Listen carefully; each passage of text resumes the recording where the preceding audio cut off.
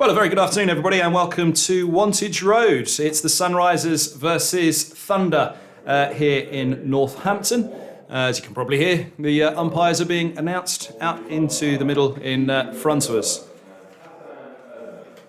So off we are, ready to go here at Wantage Road for this Charlotte Edwards Cup fixture. I'm Kevin Hands, alongside me is Amara Carr. I'm sorry to say, because of course that means Amara's injured. So good afternoon to you though, Amara. Good afternoon. How are you feeling? How are you feeling ahead of this one? Yeah, I'm excited actually. I think we've got a good game on our hands here. Obviously, the result didn't go our way last time we played the Thunder. But yeah, looking to turn it around. I'm excited to see how we go. Here come the players. Thunder winning the toss and deciding to bat. Let me take you through the two teams in full. The Sunrisers are Naomi Datani, Cordelia Griffith, Grace Scrivens, Jo Gardner, Flo Miller, Kelly Castle, the captain, Mia Rogers, the wicket-keeper, Catherine Speed, Gaia Goal, Emily Thorpe and Kate Kopak. As for Thunder, it's Daisy Mullen, Georgie Boyce, Ellie Threlkeld, the wicket-keeper, Piper Cleary, Kate Cross, Laura Marshall, Daniel Collins, Natalie Brown, Laura Jackson, Alex Hartley, the captain, and Hannah Jones. Right, as you can see, nearly ready to go out in the middle. Thoughts on the toss very quickly, Amara? Yeah, interesting. Well, slightly surprised that they've chosen to bat. But I guess we'll see how the pitch plays. I think it did look a little bit dry. So I think there might be a bit of turn that comes into play. And obviously Thunder have got some strong spinners in their squad, so it'll be interesting to see how they go later on. Kate Kopak with the opening over then from the Lynn Wilson centre end. And on strike is Georgie Boyce. Feel pretty standard with long leg back at the moment. That's chopped away nicely and gets through as well, in between point and backward point, and a 4 off the first ball. Just went over the top of it slightly there. At backward point, a goal, but yeah, I think she'll be disappointed with that. She's usually one of our strongest fielders, is Gaia. So boundary first ball, nice for the dangerous Boyce and Threlkeld, identified as two of the dangers. Obviously, the big name Kate Cross in there. Look, it's chopped down again. Just missed times on this one, drags it down into the covers, or slight fumble on the throw, but backed up well, and no extra run to be had. It's just to tell viewers as well, it's a lovely afternoon now here in Northampton. Bit of blue sky all around. There was a fair old bit of rain on the motorway on the way up, but fortunately looks as though that one's going to stay away from us and should be untroubled for the afternoon. Shoots through a little bit, and welcome dot ball. Didn't quite get up that one, did it? no, it did look like it kept a little bit low, but it's a good strong start from Kate Kopak here. Looks to have found her length early, which is good to see.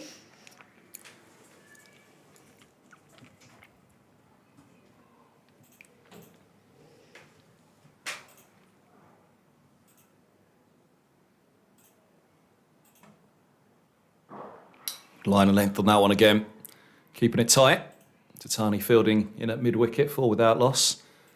Just got a nice line there, just on that off stump, and not giving any width outside the outside. It was a little bit of a loose one first up, wasn't it? Just let it free the arms up. So although disappointed it got through the infield, but very tight since. It's a great view from up there, isn't it? It's not bad at all. Bowled another dot ball. Yeah, nicely up there, and into the covers it goes. Yeah, it's a lovely view up at the top of the newly renamed, of course, David Capel End here at Wantage Road. And yeah, you get a beautiful panorama right up here. The last time I was up here, I'm just trying to think, was it? No, I must have been here since then. I think it was a Middlesex men's game. May have been a knockout, a quarter-final of the Blast. Oh, okay.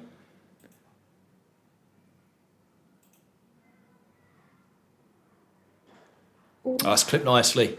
Timed well through mid-wicket. And a second boundary in the opening over. That was a lovely shot. Just raced away across the square there. Really sweetly timed. Ended the over. And 8 without loss. Quick chance to have a chat about you then. Yeah, tell us. London Spirit sadly picked up the injury. Yeah, obviously really gutted to have picked up. Injured my finger halfway through the tournament, so I wasn't able to play in the remaining the final games. But it's a fantastic experience. I think kind of just exceeded everyone's expectations really. The 100 and especially for women's cricket, just the reaction it had and the crowds we got in, it was amazing. Yeah, Grace Scrivens with the opening over from the David Capel end. I have to check myself every time I say David Capel end now. I've been calling it something else for so many years. There's no doubt the 100 grabbed the attention. And all of the money that went in, a considerable amount of money it was that went into the marketing, it worked. Yeah, absolutely. Nice ball floated up outside the off stump. It's a nice start from Scrivens.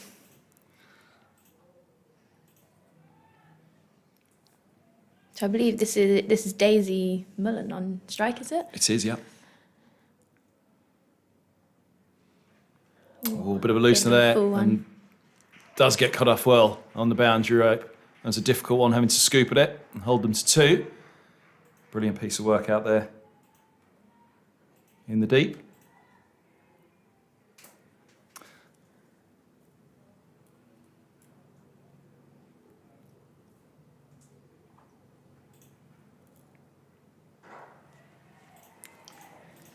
Nicely tapped back.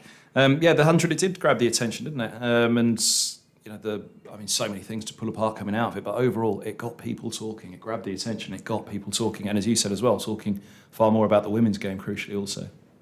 Yeah, definitely. I think obviously that's what everyone was hoping for going into it, and I think there are obviously a few people around the country that weren't the biggest fans of it going into the tournament and things.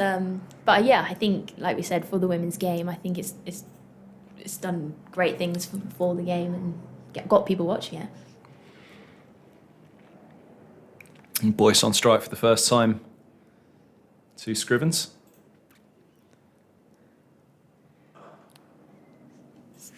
A better length from Scrivens there. Just wasn't quite there for her to get forward and push down as she wanted to. Had to check the drive in the end.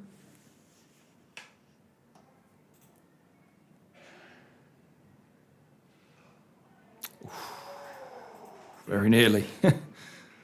Dragging that one down. Yeah. Well, indeed she did drag it down, but very nearly that could have gone anywhere, couldn't it? End of the second over here at Wantage Road, and 11 without loss. The Thunder having won the toss. We know what the low light was for you in the Spirit, so we won't in the 100 for the Spirit. We won't hang on that one. But you did get to hang around with the squad afterwards as well. What was the overall highlight, whether it was playing or afterwards or off the field? I think it's got to be playing at Lords. I think for anyone, it's such an occasion anytime you play at Lords, and for us, getting the amount of people that we did into our games was something that we're obviously not used to, and it was just a fantastic experience to be a part of that. So it looks like Datani coming on to bowl. Yeah, quick change up. Nice second over for Katie Kopak. So just a ring field and then third and fine. Oh, I struck well slightly again. Short. First boundary for Mullen. And she put it away, timed it well, didn't she? She did. As you say, just a little short from Datani. First up. The outfield looks really quick here, so I think kind of anything getting through the ring is racing away.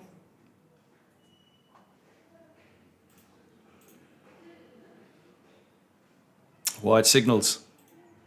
Yeah, just seemed to jag away a little bit, that one off the surface. Started wide, but then kept going as well. From Datani. Datani, in fact, so you were playing in that game, of course, at Radlett in the London Cup. Another victory for Middlesex when Datani produced a masterclass with the bat in that one, didn't she? Yes, she did. It's always nice to get a win over Surrey in the London Cup. I couldn't possibly comment. impartial BBC most of the year, of course. It was a resounding win, wasn't it? It was a cracking game of cricket as well, because of course this was the hundreds this year, and for the Sunrisers as well. I think the Sunrisers tent was actually out at Radlett that day. But there's just so many fantastic options now, isn't there, for women's cricket in this country? Absolutely. I think, that's what we've all been striving towards, so it's just really great to see. That's clipped nicely again, just finding the fielder, and it'll be 4 more. Mullen moves to 11. Strong start from her hit. Strong start for Thunder on winning the toss as well. It's onto the legs from Dattani. Throwing up the arms in disappointment herself. It's just pushed fine leg a little bit wider here. Like you said, it's a strong start from Daisy. It's come in today replacing Emma Lamb. Who has done a fair bit of damage, Danny was telling me before the start as well, to the Sunrisers. Yes, yeah. Yeah, she made an excellent century against us when we played them up at Old Trafford earlier in the season. Just looking, this is the second game for Daisy Mullen. She made 2 in the Thunder's match against the Western Storm. Storm won that one by 9 wickets in a DL victory. Set 33 off 5 overs after Thunder put on 110 for 8. Is that a chance? No, just short. Dragged rather down to mid-on. Nearly lofted all the way. The second there, we thought it might carry. Is she looking to drag that one a little bit wider? Was that the intention, or was she through it and just ended up dragging it? Did she want to go straighter with it? We waited on the replay, and it might not get one actually. We can go back on it and see.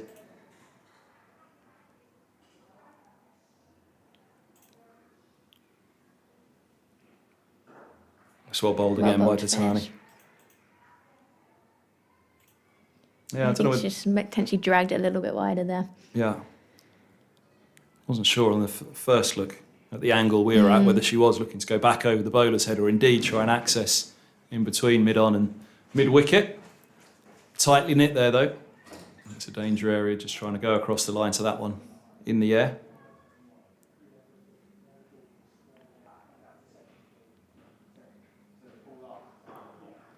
Well bowled again.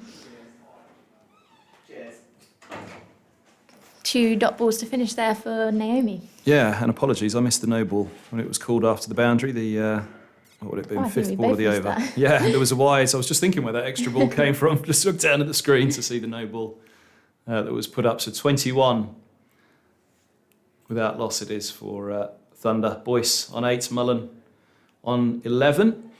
And a couple of dangers at the top, obviously. A little bit of an unknown Mullen, but given the chance. But the danger, well, fair bit of danger, but Eleanor Threlkeld we're expecting to come in next. Yeah, I think Georgie Boyce definitely a threat at the top of the order as well. I think we'll be looking, obviously eager to get her wicket early if we can. It's nicely stroked and it gets through as well. It was nicely timed, and Dattani rolling to her right just couldn't smother the ball. She'll be disappointed, but it did stroke nicely. And you mentioned the speed of this outfield. It struck me, I must say, having not been to Wantage Road for a couple of years now, actually, whether I've forgotten quite how quick, which it can be lightning quicker at Wantage Road, can't it? Whether it's just even a little bit quicker than usual. Yeah, it's just flying away. Georgie Boyce strong down the ground as well. Just dragged down by Scrivens. Gosh. One of those that could easily have resulted in a wicket. Yeah. I think it looked like she almost had too much time to decide where to hit that. Well, you see it a lot in limited overs cricket now, don't you? That it's almost a tactic. Some of the, I think of, particularly at Middlesex, who obviously I cover quite regularly. Nick Gubbins, before he moved down to Hampshire, his leg spin in limited overs, I think he took 3 or 4 at the Oval this year in a T20, and a lot of those were dragged down short because the batsmen feel as though that ball's got to go. Yeah. Oh, Slightly on the optimistic side on that occasion. Yeah, it's funny. It's the same with the full toss, you see. Quite often caught on the boundary or Yeah, well, the low kind of full y- toss, yeah, it's hard to exactly. get away, isn't it? Yeah. eyes light up and can often result in a wicket. Yeah, it was interesting. I think you see more and more of it now, actually, as a tactic. It's nicely bowled again. Again, if there's a big boundary on one side as well, so you're out, if the ball is dropping short, you're thinking, well, it's going to go, but it's a long way it's got to Just go to making get sure it. you're clearing those Yeah. boundary fielders, yeah.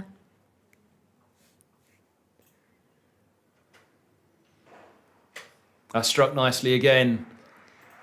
Races away for 4. Mullen moves to 15, 30 without loss at the end of the 4th. Good use of the feet there from Mullen. Like a really confident option. That was the nicest, probably shot of the game so far.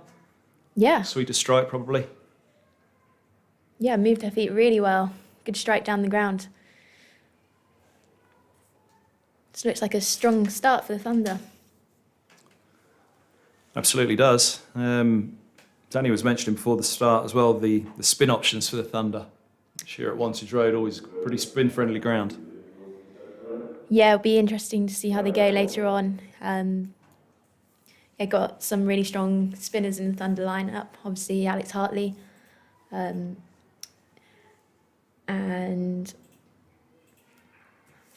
just gone off the top of my head. Hannah Jones had a really strong 100 competition actually.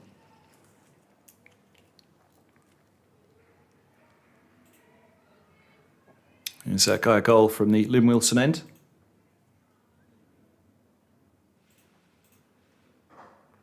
That's a lovely shot.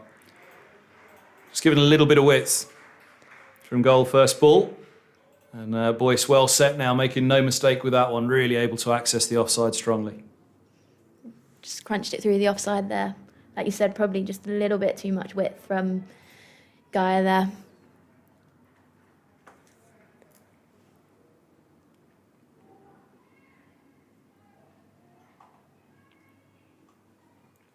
Deep square and third back.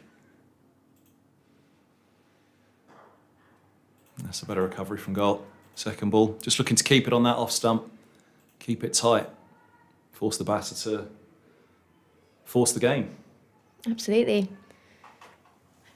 Well, the biggest difference you notice stepping up to the 100 from this level, obviously there's been the step up from playing for Middlesex, playing for Surrey, playing for the counties. It's a good question. I think Obviously a lot more overseas players would probably Yeah. be the easy answer, wouldn't it? But any other particularly noticeable differences? I mean, that Middlesex-Surrey game I thought was an incredible watch, an incredible game of cricket as well. It was very tactical, I felt, that particular game. Yeah, at Radlett. yeah, I do think, the women's game quite often can be a bit more tactical and kind of Sweetly it's a struck strong again. shot down the ground.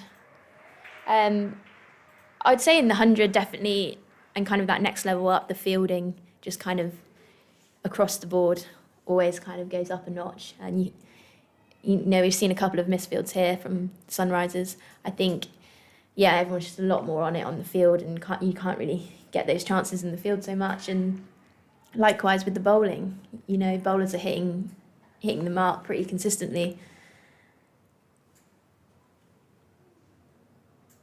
Just looking at the replay of that one from goal, just a little bit of in-dip on that one, but really in the end it just dipped into the block, into the slot, didn't it? Yeah, just into the arc for Boyce, who's, as we mentioned, strong down the ground. So latches onto that one.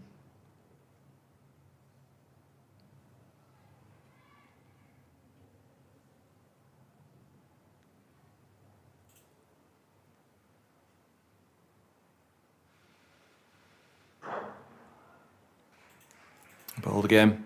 Oh. Frustration, or do you think she spotted something? No, Just a reminder. I think so. Looked like she was encouraged by the Tani backing up as well. I was going to say, actually, you said on the misfields, obviously, Naomi managed to roll over one, Naomi Tatani. Again, somebody you'd expect probably not to, so I was edged. The Down to streaks third. down to third, yep. Yeah, there was a misfield off the first ball, wasn't there? And then from Datani. But again, kind of the first ball, you think, well, it's squared it away. Okay, you weren't quite on it. But and Datani, again, you wouldn't have expected it to get through. But again, overall, the fielding's otherwise been quite strong, hasn't it? But are you talking about the fielding from jumping from, say, county level then to the 100? Yeah, I'd say so. Yeah, just the athleticism in the field and probably where you could sneak a couple here and there. Kopak returning. Change of ends. Started up, unless I'm horribly mistaken. No, started she up was at the changing Limbless ends, ends, yeah. 39 without loss. It's the last After over of 5. the power play. Yeah, and a little bit of an onus on Boyce and Milan to perhaps try and go after Kopak here because they're only one. They are none down. Yeah.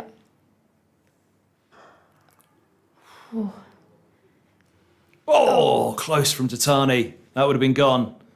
It would have been the end of Boyce. And Tatani did well there. She had to get around the ball, didn't she, to get the throw in from her left arm. She did really good hands there from Datani. Looked a difficult length, kind of didn't quite carry, did well, kept her eye on it, and then shy at the stumps. That low full toss that we were talking about a moment ago as well. So difficult to get away. Very nearly the downfall for Boyce in the first place before the run-out chance. Bowls. Yeah, it's big over this one, isn't it? So often in T20, if you get to the end of the power play and you're none down, you want to be in a very, very strong position, which Thunder have had a very good start here, but they'll also feel that little bit of pressure themselves here, just to say, all right, 4 balls left to the power play. Just look for that little bit of something extra, but that comes at a risk. Absolutely, keeping that momentum going, isn't it? Just a little bit full again there from Kopak. Well fielded by Griffith on the square leg boundary. Fine margins, isn't it? As you say, a little bit full. Possibly got away with it a little bit. Yeah, just picked out the fielder on the boundary there.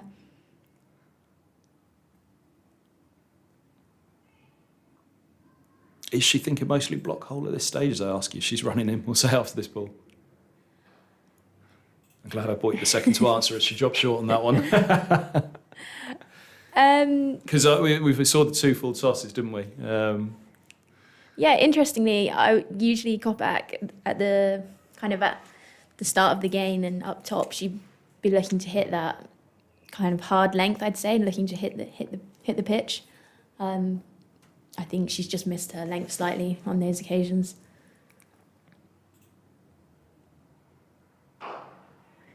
Say that Bowled she again. goes block hole. Yeah, it's interesting, isn't it? Again, perhaps with that in mind, that if you want to find something, find it from taking it off the stumps. Yeah.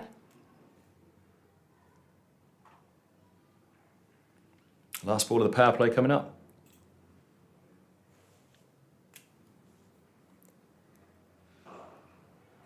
Good over that for Sunrisers. Just the 3 runs off it. Thunder winning the toss here at Wantage Road, 42 without loss at the end of the power play. Mullen just looking a little bit frustrated from that last shot.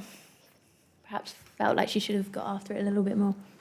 Yeah, I think they'll be frustrated with that over, won't they? It's something we just analyse on the way through, and you look at the end. It's one of those moments when you look back on the end of the match and say, well, we were a little bit short with the bat. That over didn't go so well. Certainly a good way to end the power play for Sunrisers as the sun comes out here. In its splendour, shall we say, for the first time. We've had glimpses of it so far. Yep. A few more people just kind of filling the ground now as well. It was a buzz. There was a real buzz, actually. There was. Before the start. I was really pleased with it. There was a real hubbub coming into the ground for this one. And looks like we've got a change of bowling here. I think it might be Emily Thorpe, by the looks of it. 6th bowler used already. Good eyes from you. This would be the leg spin from Emily Thorpe here, so it'd be interesting to see how she goes. Well, I was going to say 6th bowler already. Is that the thought, though, that perhaps is in the mind? Let's get them all and see who likes the track, who likes the feel of it today. And again, perhaps here at Wantage Road, spin may well play its part, or indeed a big part.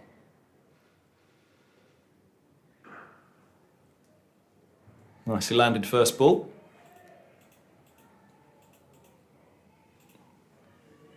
Just gave Boyce the thought about opening up, but she'd have been wary as well, wouldn't she, of ensuring Yep. she had the pace of it, had the timing of it.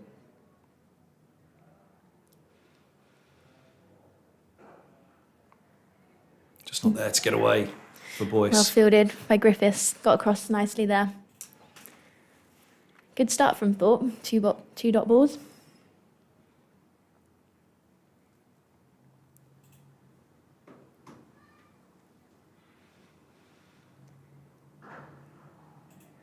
Just toss that one up. I think as well, using quite a few bowlers already, I know sometimes it can be a bit of a tactic, mixing up the bowlers because you don't want the batter to settle and kind of eye up a bowler, so to speak. So it might be a little bit of that.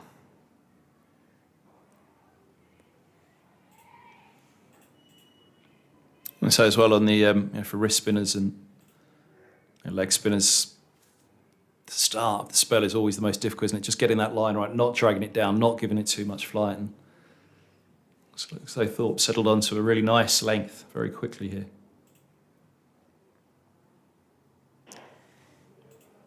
That's a cracking shot. Really nicely picked up and placed, just perfectly straight enough as well, or Yeah. indeed to the onside slightly, with Datani coming around from long off. It was really well struck by Boyce. You can see her, she used her feet really well. Hit the sight screen.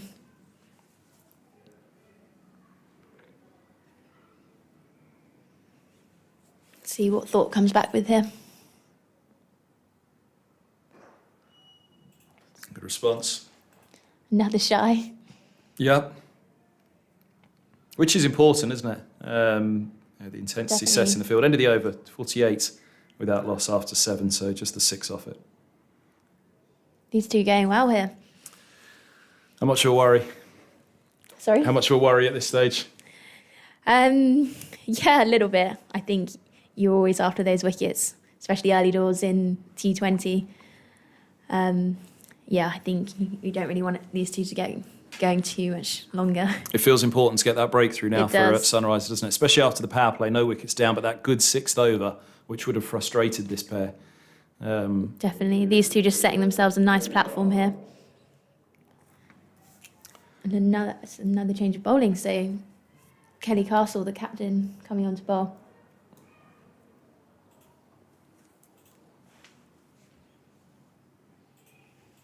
So field's spread. Just adjusting, deep mid-wicket, bringing around a little bit straighter.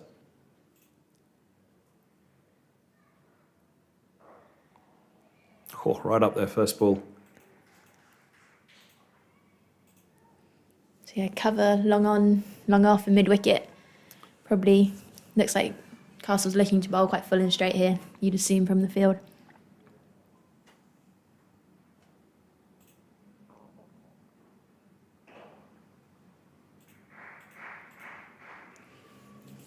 Yeah, it's a pretty well-placed net at the moment, isn't it? To say, again, the onus is on you. Find that spot if you do want the boundary.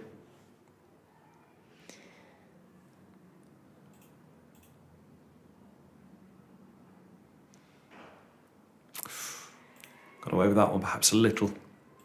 Yep, just dragged it down a little bit. Be interesting to see the approach that the two batters take here. I think sometimes when you've had a really strong power play and you've been hitting boundaries, whether you just look to hit the sweepers here or It's in the air, but well placed. just found the gap. Mid-wicket will get there ahead of long on. They've run 2, quickly scampered, well run. 50 up for Thunder. Boyce moves to 33. Yeah, I was going to ask that on that cut shot that she dragged down and then towing it back to the bowler. Was that a case of she was thinking about the field as much as anything? Eyes lit up, right, but I know that sweeper's there. I've got to get it here. And in the end, missed times. Yeah, definitely. And I think sometimes when the field's spread, you can all of a sudden, be content of just hitting the ball out into the outfield when you obviously still want to be finding those boundaries where you can. So it's kind of weighing up your options.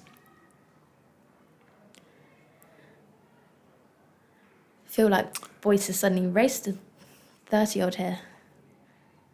Interesting change here to move mid-wicket. It's a short, fine leg. That's a good pick-up, but has she got enough on it? No, there's the wicket. Yeah. Boyce has gone. Gone for 31. Dattani with the catch at long on.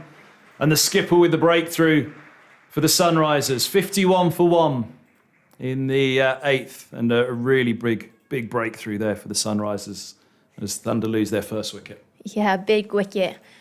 I was just saying how it felt like Boyce had raced to 31 without really noticing there. So a really good wicket for the Sunrisers there. You can claim you bought that one. A strong catch from Dattani as well. Good set of hands in the outfield. You never felt that was ending anything other than a catch, did you, once No, she Dattani looked was really under it? confident underneath it. There was a moment, I wasn't sure myself, on the flight of it. Did she have enough? Actually, it was well inside in the end, but Dattani with a step forward, a step back, I think I saw. We'll see on the replay in a moment. But was well steadied by the time that catch came to her. Important to hold on to that one. Big wicket of Boyce. A really good start for Thunder here at Wantage Road.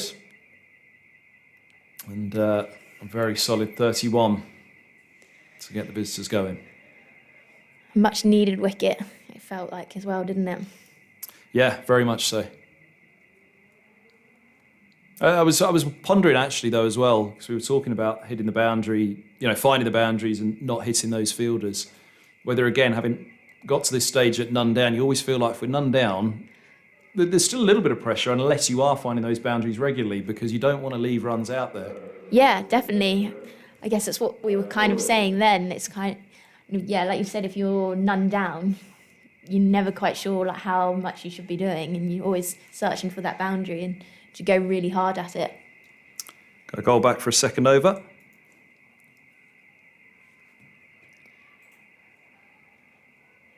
So Ellie Threlkeld, the new batter here, should be facing her first ball to Gayatri. This would be a great moment to go bang bang for Sunrisers, wouldn't it? To pick It up would Boyce be. and get Threlkeld early. A really busy player, Threlkeld. So we'll look to rotate the strike really well where she can.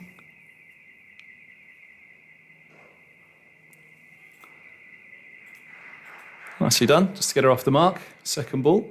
Big backlift for Threlkeld, isn't it? Really Yeah, Graham Gooch-esque baseball style holding it so high up behind.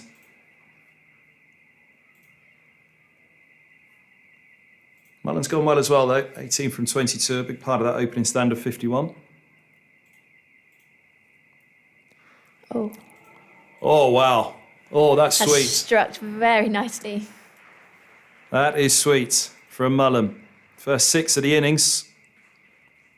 And just as I was saying it, there goes her strike rate up over 100 in one shot. Yeah, great pickup.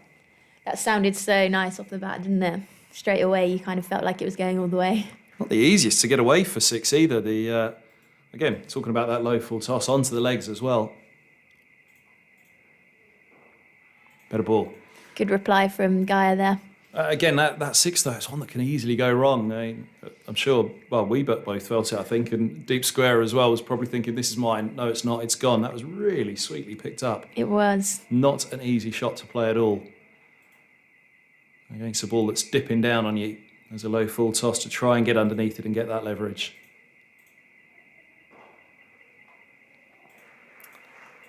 And just nicely played for the single.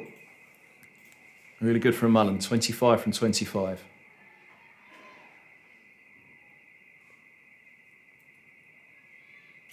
Is that your car alarm or mine? It's always a worry, isn't it? It When you is. hear it going. Everyone has that moment of panic, I think. Ooh, a little bit of width. That's excellent from Threlkeld, isn't it? Just used the pace there. Just raced away to the third man boundary. Really good. From the new batter. Got the pace of it quickly to be able to chop it away fine. A lot of width in it from goal. It would have been a wide actually, wouldn't it? If Seen a fair bit of seams so far in this innings. I wonder. Looks like Castle's returning again.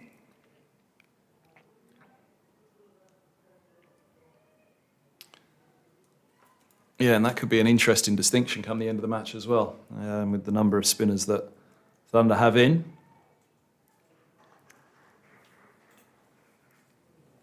First time we've seen back-to-back from a bowler, and it's the skipper herself who's done it. It's bowled consecutive. I don't think anybody's bowled consecutive overs so far today. It's well bowled. Because good start from Castle. And picked up the wicket. You're not exactly going to take yourself off. You wouldn't do it to another bowler either, would you? No, you Go wouldn't. again. She'll know as well if she can grab another one now. That strong start of the Thunder could be stalled.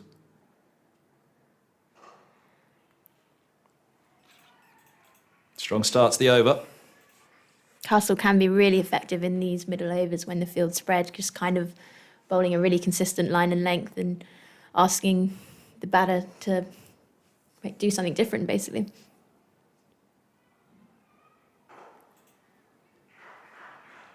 Nicely played down the ground. Yep, lovely shot for the single, but Castle will be happy though. Yep, just one off the over so far. Try and stack up a couple of overs without a boundary now, and that does just build that pressure. Bring a few more high-risk shots into play to try and get the boundary count going again for Thunder. Just seen short third, dash across to short fine.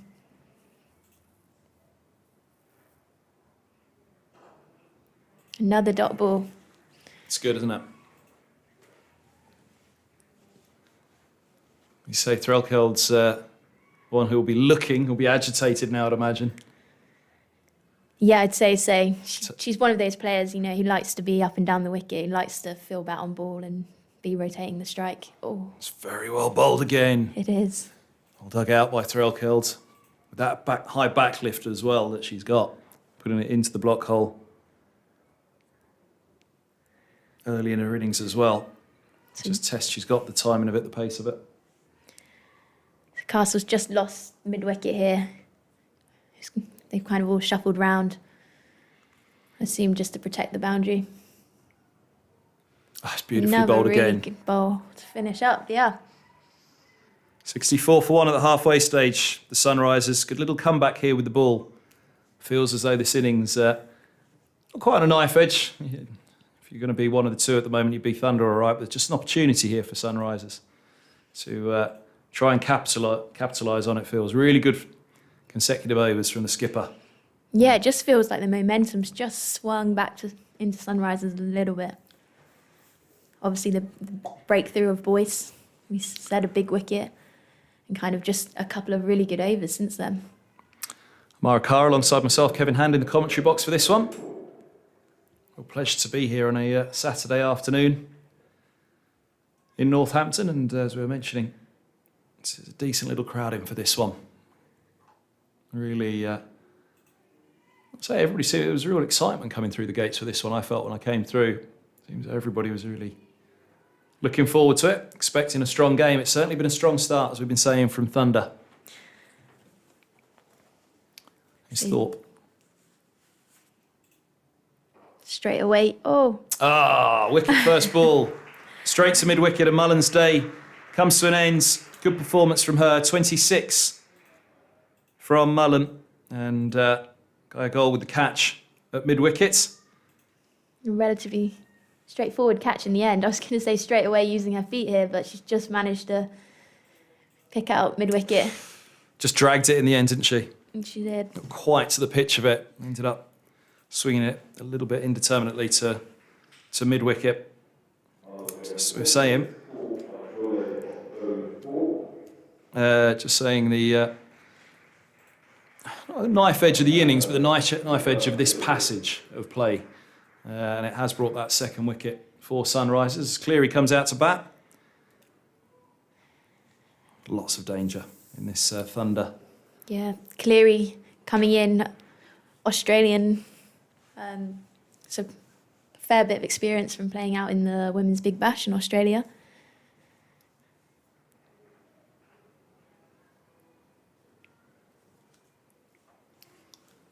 Do you get to have much of a chat with the overseas players about their experiences, the 100 compared to other competitions around the world? Yeah, a little bit. So we had Dipti Sharma from India, and it's great kind of picking her brain. Oh, it's well bowled again. Very nearly trouble for Cleary Just first ball. asking questions here, isn't she, Thorpe? Yeah, because India had obviously been over as well for the series against England earlier in the summer as well.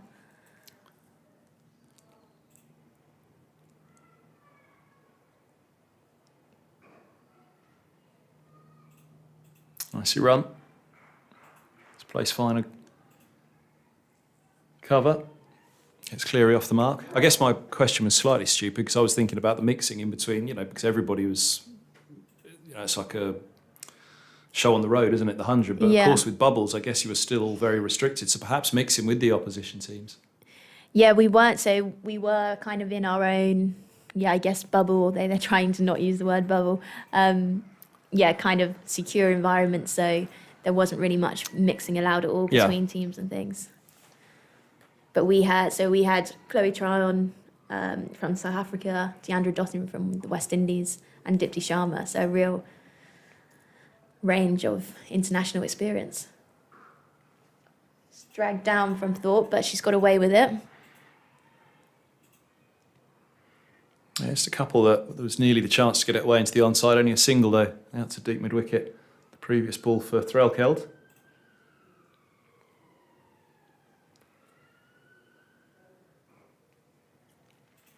Again, another dot ball.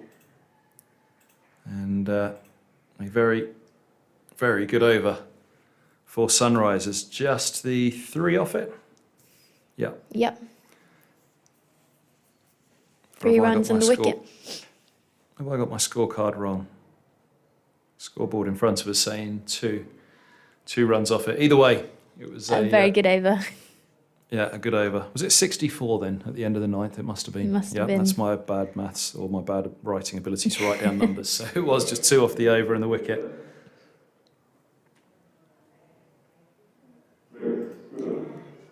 Scrivens back on. So some more off spin of Grace Scrivens. Scrivens who bowled the 4th over of the innings. Pretty sure. Yeah, she would have bowled an over in the power play.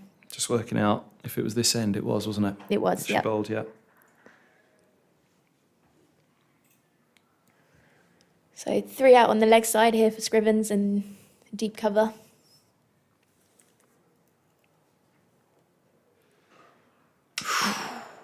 Sweetly struck, but very, very nearly a chance in at mid-wicket. Swept up on the boundary. A goalie seems to be getting everywhere at the moment. Threlkeld's busy, but hasn't quite got it away just yet.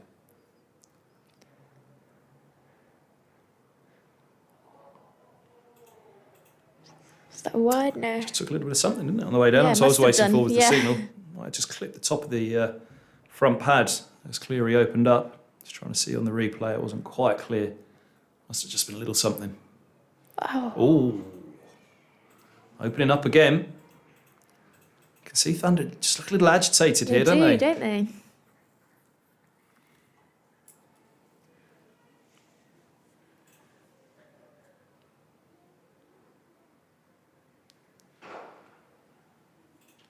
Low full toss, just a single to Datani.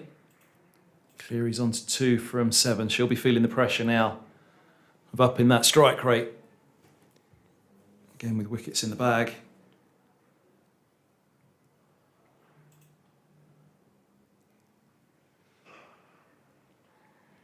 Perhaps got away a little bit with that one. Yeah, just dragged it down again there, Scrivens, but she's got away with it. Almost pulled it from too far there, Threlkeld, didn't she? From She outside did, off, yeah. it was a big ask to get that one to where she wanted on the onside. Nicely bowled again. This is tight from the Sunrisers. And it's tough at the moment for the Thunder. We didn't think we'd be saying that a couple of overs ago. 68 Didn't. for 2 at the end of the 12th. Yeah, they've brought it back really well here. It's really great to see. You look as though you're sitting a little happier now with your Sunrisers jumper on. Absolutely. Yeah, you can see the worm for it. There just hasn't been that acceleration that perhaps they'd have The looked race for. just slowed a little bit, hasn't it? There's been a few clusters of dot balls here and there. You just sense a little bit of pressure building. Thorpe goes again, third over.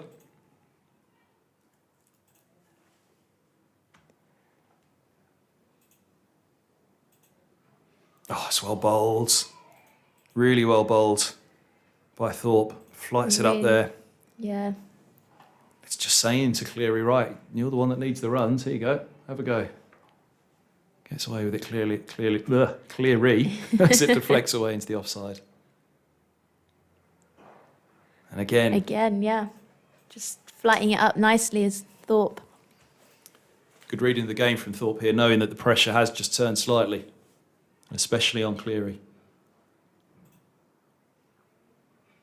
It's quite hard to see from up here whether there's any turn.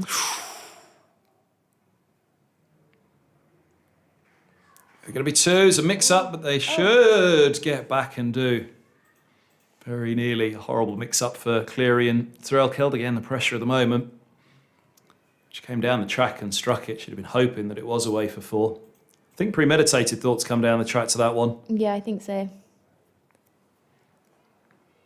She got hold of it nicely, but Datani making good ground there around to cut it off. Yeah, we're at exactly the wrong angle to see how much turn there is out there. It's nicely flighted again, just a single for Threlkeld. 70-2 it is.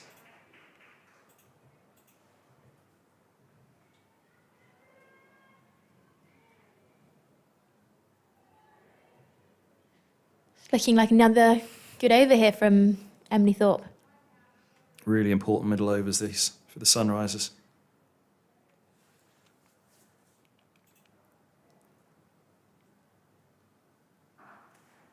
And gone.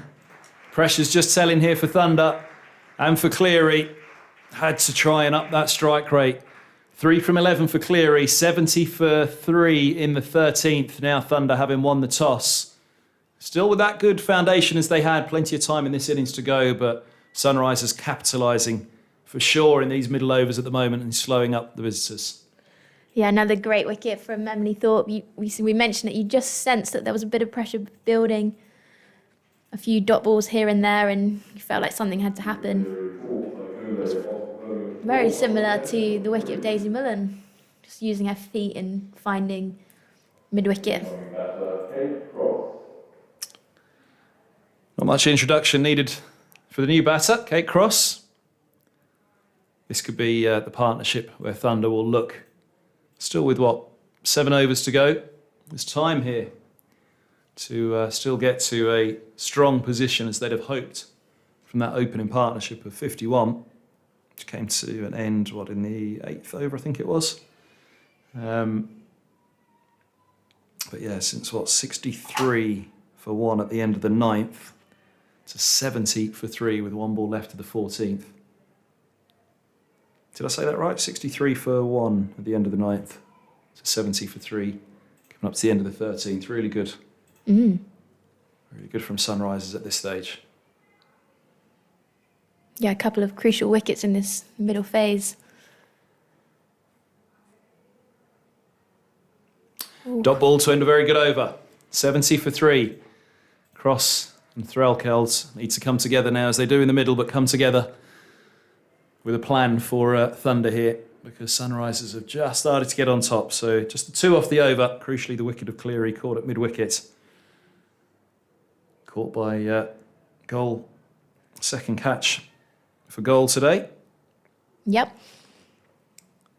I think I mentioned it earlier, but Goal, one of our strongest fielders, we would say. So good to have her in those key positions where the catches are coming.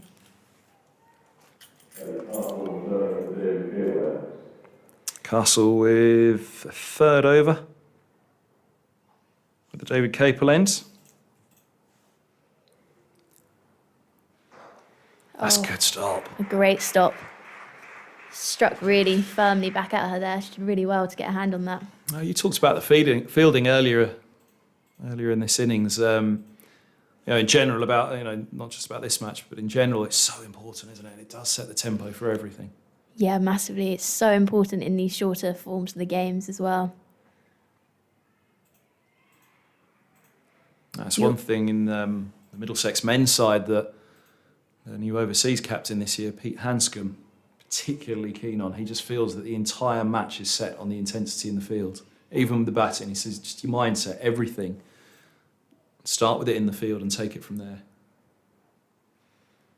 Oh, it's well bowled, well kept. Sharp work behind the stumps. Yeah, really good work from Rogers there. In fact, I meant to say that one that was down we were so busy talking about whether it just got the top of the pad or not, we didn't give the credit to the keeper. Yeah. But actually, having taken a bit of the pad down the leg side, Yeah. she did well to make sure it didn't get away. So we'll bowl Another again. dot ball from Castle here. It's right on the money.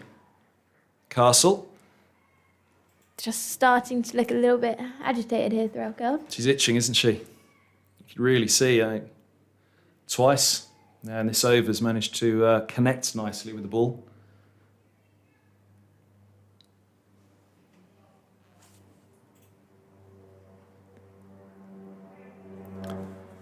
Four dot balls, a maiden at this stage. What price for that? It won't be one, but nonetheless, that's just a single.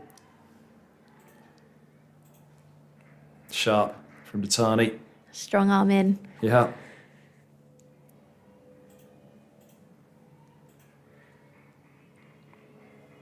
He's warming up down below us. Looks like Gardner. Yeah. It's just the one from this over so far, isn't it? It is, yeah. And just the one ball to come. Just a second ball faced for Cross, who takes a moment to steady herself.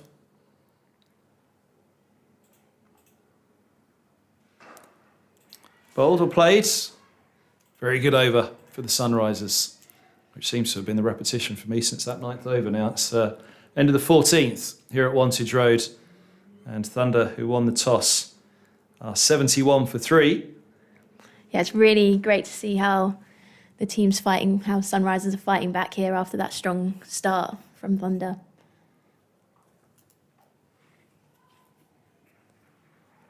Looks like Thorpe's continuing with the ball.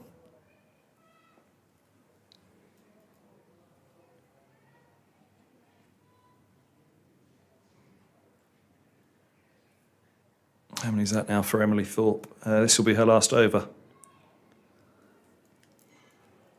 But again, it's a moment they're on top, so why change it? Absolutely. 2 wickets already. Strongly swept. Good shot for one. It was.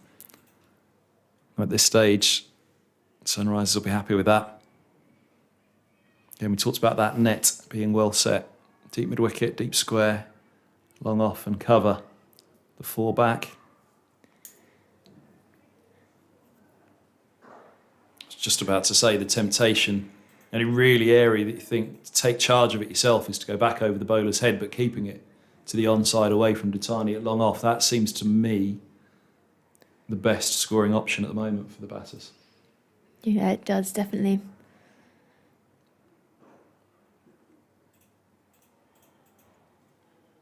Slight fumble. Wasn't Cross just gave a little bit of width and perhaps got away with it, that it was straight to the fielder anyway. A single taken. Yeah, But yeah. Sunrisers will be happy with singles here. Just looking around the fields, the best scoring option, that is the only one that I can see really, is back over long on.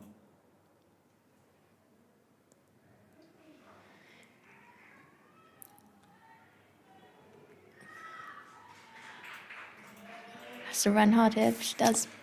Be a little disappointed, Threlkeld, that she perhaps didn't get that sweeter. Yeah, you can- Just lost her balance slightly. Yeah, you can see a couple of times she's gone across her stumps and just looking to sweep it a little bit finer. And it's as much the length, I feel, here from Thorpe, that she's given a lot of flight, hasn't she, and put a few up there, which means you've got to go over mid-on. Yeah, Talking about the flight, no ball. That one was over waist height. Short fine leg had been put into position, so it's a single free hit signalled. think only the third extra it is. Yeah, we had one Yeah. wide, didn't we? So Sunrisers will be very pleased with that. It's a free hit. Where are you going here? It's got to be over long on, you'd think. She doesn't get it. Doesn't get it, and that's been the game. It feels for me, particularly again from Thorpe, that little game of cat and mouse. What are the scoring options? If she goes a little bit short, fine. You're going to try and get it either side of deep square. If you pick it up early enough that it has dragged short, but otherwise, so much has been right up towards the block hole. The bail's just been knocked off behind the stumps there. Which means really the only place you're going to get that fuller length delivery from Castle is over mid-on, which is a high risk shot. Yeah, hitting against the spin.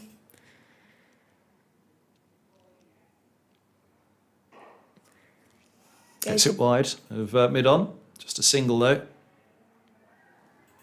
It's just a tight arc there, isn't it, between long off and deep mid-wicket that they're trying to access, but got it away a couple of times. That's a good finish from from Castle, sorry, and a good day.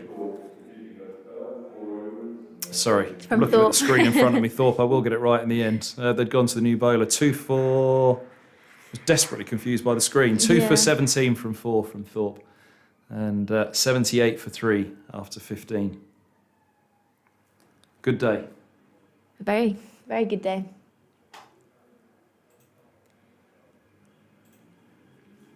It's great to see from Thorpe come into the side today. Didn't travel with the side against the Diamonds, so she'll be really pleased with that. It's great to see as well. She's hit her length really consistently there and kept asking questions of the batter, as we said. So yeah, Thorpe has 2 for 17 from 4. As Gardner's into the attack, as we saw her warming up a few moments ago. Dot ball first up. I should get my excuses in early that we don't have our own screen for the match today. Struck nicely. Really, really sweet shot down the ground from Cross. 8 from 7 for Cross. 84 for 3 now. Thunder. That was a lovely, lovely strike. Well, she's picked that up really nicely, hasn't she? Yeah, getting my excuses in early. We've got our viewing of the game is the same for the viewers at home or at work, wherever you're viewing today, that we've got to scrub away ourselves, rock and roll on our own YouTube channel at the moment to see it. Attempted scoop. Went a long way across. Did Gardner just follow her? It looked like she did. We'll have to have a look on the replay here, but it looked like she followed her. It looked like she went early, didn't it? It was my instinct. Let's see what the replay shows. So bowls. Couple of good replies here from Gardner after that 6. Yeah.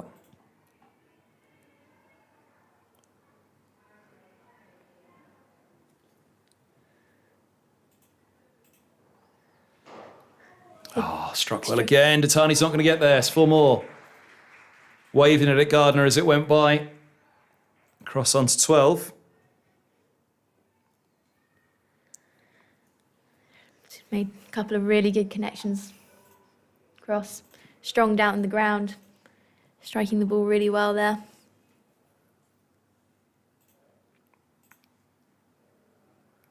Stuck with the same field though. She picks out long on this time.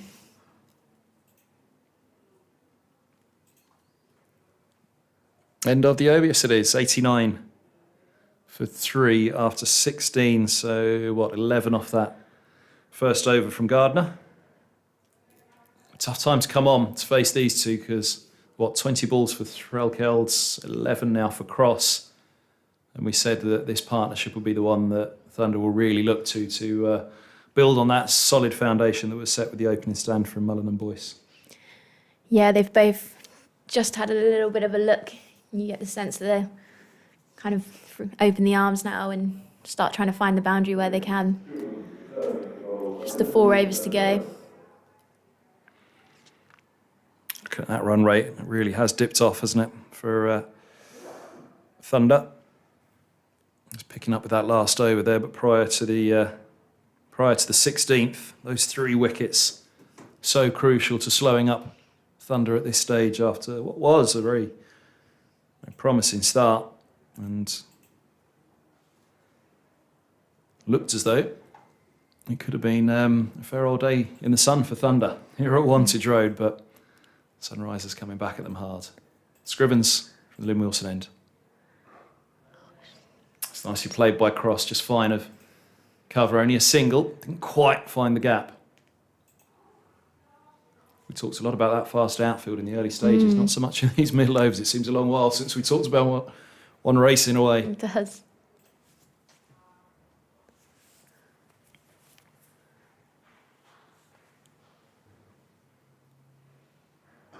Sharp. Oh, well played. Really good shot from Threlkeld. As we said, she's been looking since that very first ball like she wants to get on with things. That was a really nicely struck shot over extra cover. Not the easiest of shots going over extra cover, but she's got hold of that one really nicely. Probably one of the best, I've seen a reverse sweep in this over already, of course, but one of the best manufactured shots of the day so far. Hasn't got all of it. Oh, it just comes up short. Just short. And very nearly a chance for deep square. 96 for 3. Just looked like one of those, didn't it, where you're in two minds, whether you can get there or... Good fielding. Good Scrivens hand from off her own Scrivens, bowling. yep.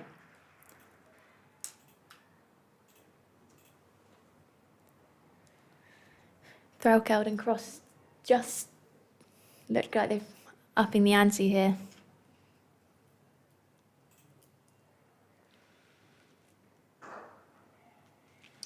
Sharply run, well done. Oh, Good cricket. Threlkeld on to 20 from 24 now, 98 for 3.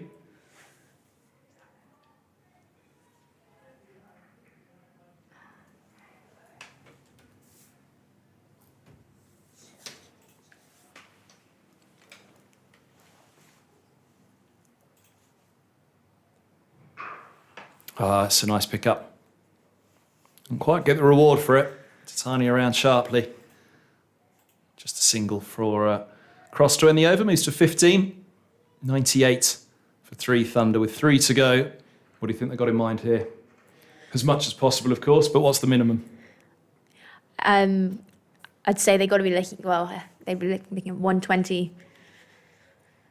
Anywhere around 120 plus, you'd say. Probably par, given the outfield and the conditions.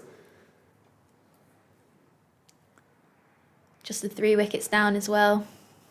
You'd imagine they're looking to go hard here. Castle with her final over. Yeah, apologies to Castle. I'd written her off for a day a previous over ago, hadn't I think? I was struggling with the technical difficulties. Oh, that's sweet. Really nicely played. Will it just shoot away? Yes, it will. It does. Cross to 19. 100 up for Thunder. 102 for 3 here at Wantage Road. Nice way to bring it up as well. It was a really nice shot. Excellent. A good option with square leg up in the ring. Just that one fielder she had to clear.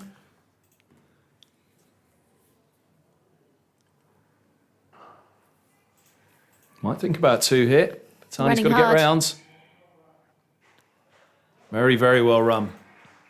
Tani disappointed with herself, but I don't think she could have done much more. I think it was placed well and Straight pretty well away run. they set off there as well, didn't they? It's running really hard.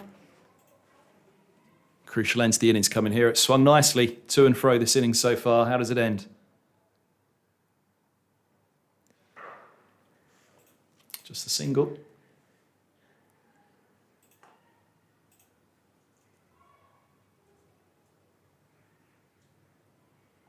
As you mentioned, that shot over deep square. Again, just looking at the what are the best scoring options here for Threlkeld. The one, if she can pick up that, if there is anything short in the length, to try and get over square. She does. Doesn't quite get it square enough. Yeah, went early there, didn't she? That was what she gambled, whether it goes short or full. She's going to try and get that angle right either way to try and bring the boundary into play, square or backward off. Deep mid-wicket and long on. Just as we said that, covers come into the ring and they've It looked like a change needed to be made, didn't it? Because unless Castle drags it down outside of the off stump.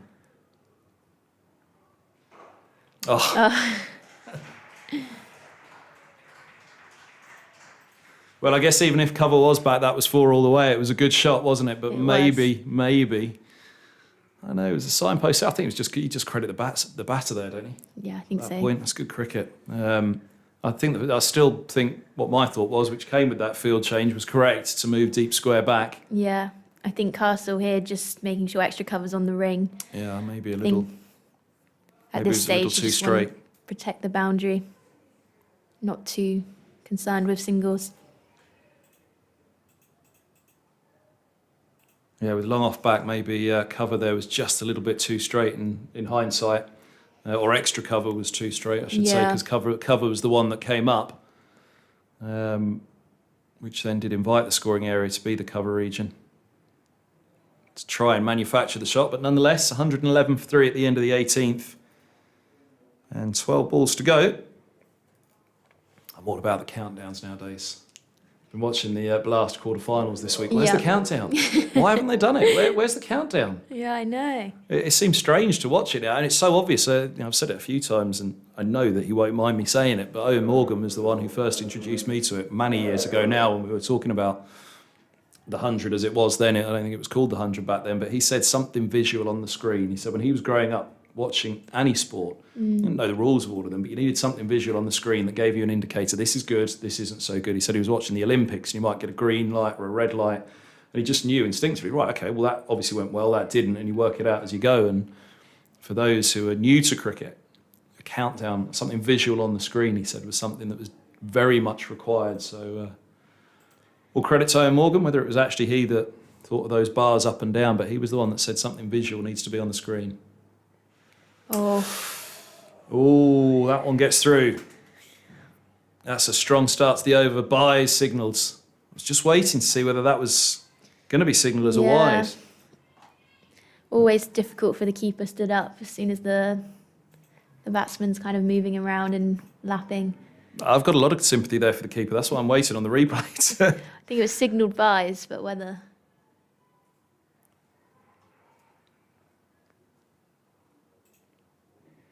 Will she go again here? She does. Not got hold of it all. Oh, just enough. Oh, it's And it's still gone. raced away. Yeah, Just kicked on off that outfield, hasn't it? it did. Kopak couldn't get to it, and then once it did hit that turf, it was gone. Really good. Really good. First one they've got away today, I think, on the scoop, isn't it? A couple Yeah, of I think efforts so. at it. Just using the extra pace of Gaia.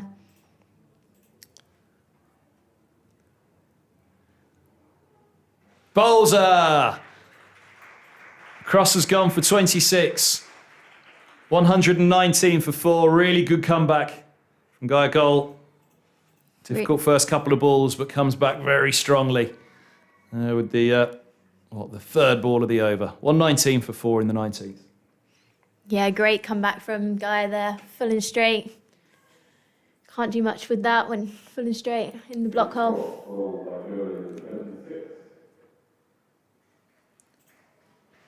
Excellent 26 from Cross, though. Got that innings going again for Thunder. Yeah, she did. A couple of really nice boundaries and just kind of shifted that momentum again as we go into these last few balls. 2 catches, now a wicket for Goal as well. Such an important player in the field, as you said. Of course, with the ball. So nice for her to pick up the wicket as Marshall joins Threlkeld with 9 balls left of this Thunder innings. They're not going to be disappointed, Thunder, I don't think. That partnership's given them the jolt again. But will these 9 balls take them?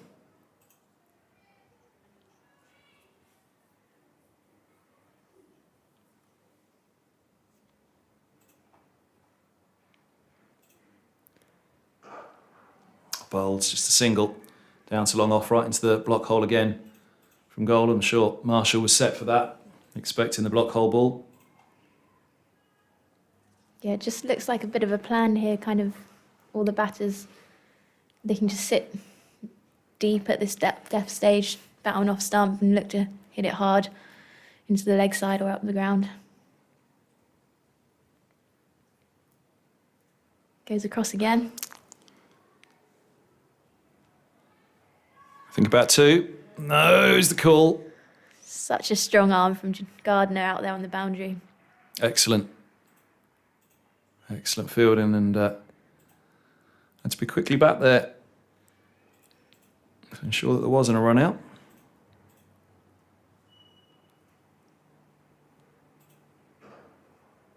This is good from goal. Really good finish to the over. Excellent. 121 for 4. So what, there was 10 off the over, but again, that big wicket of Cross bowled by goal for 26 off 19 deliveries, really important to get that wicket, because Cross in with Threlkeld. There's no real escape for the bowler. Not that Marshall's going to be an escape, but as the bowler, you know which one you prefer to be on strike right now if you can get it. Yep, absolutely. It's just looking to see who's taking the final over. It looks like it will be Gardner.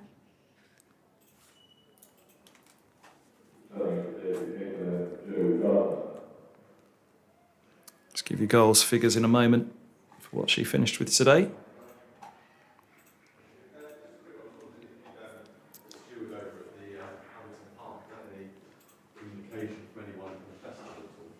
Just a single down to long on for Threlkeld. That's not a bad outcome to the first ball of the over. Threlkeld off strike. Goal finishing 1 for 27 from her 3 today.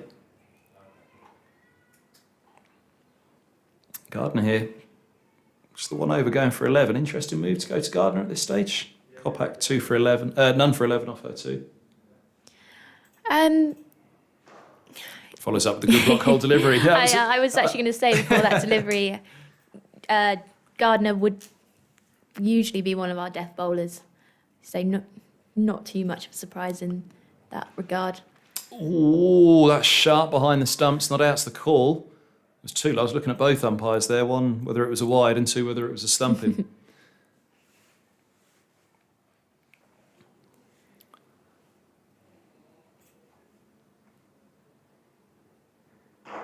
Good again into the block hole from Gardner.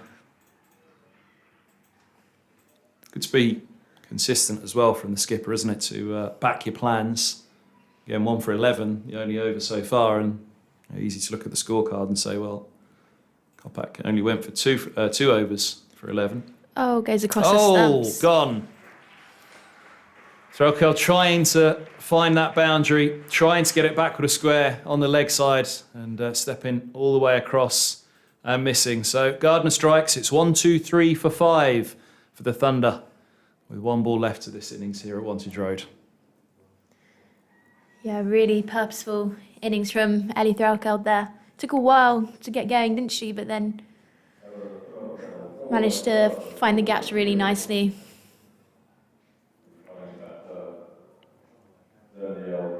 Good for Gardner to pick up a wicket there as well.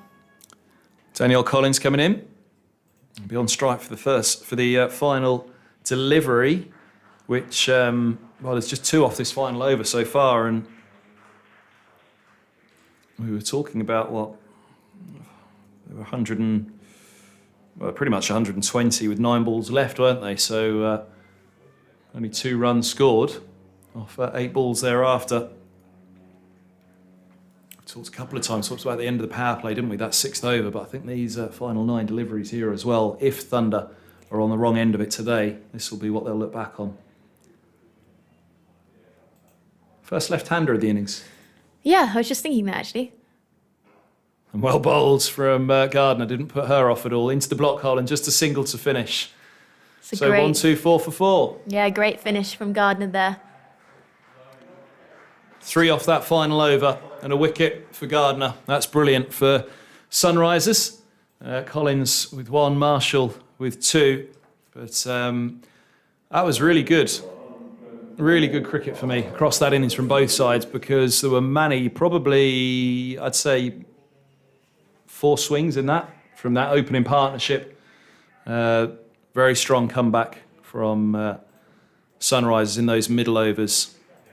Partnership from Cross and from Threlkeld getting it going again for Thunder, but at the ends they were really stalled by Sunrisers. So hard to call, and I'm sure you won't want to at the halfway stage of who's the happier. I think both will take a lot from that innings. Of course, as always, you'll look and say this could have been better for both sides, but I think both will be relatively happy, but both will know that perhaps it could have gone better as well, but it also could have gone a lot worse. Yeah, I think so.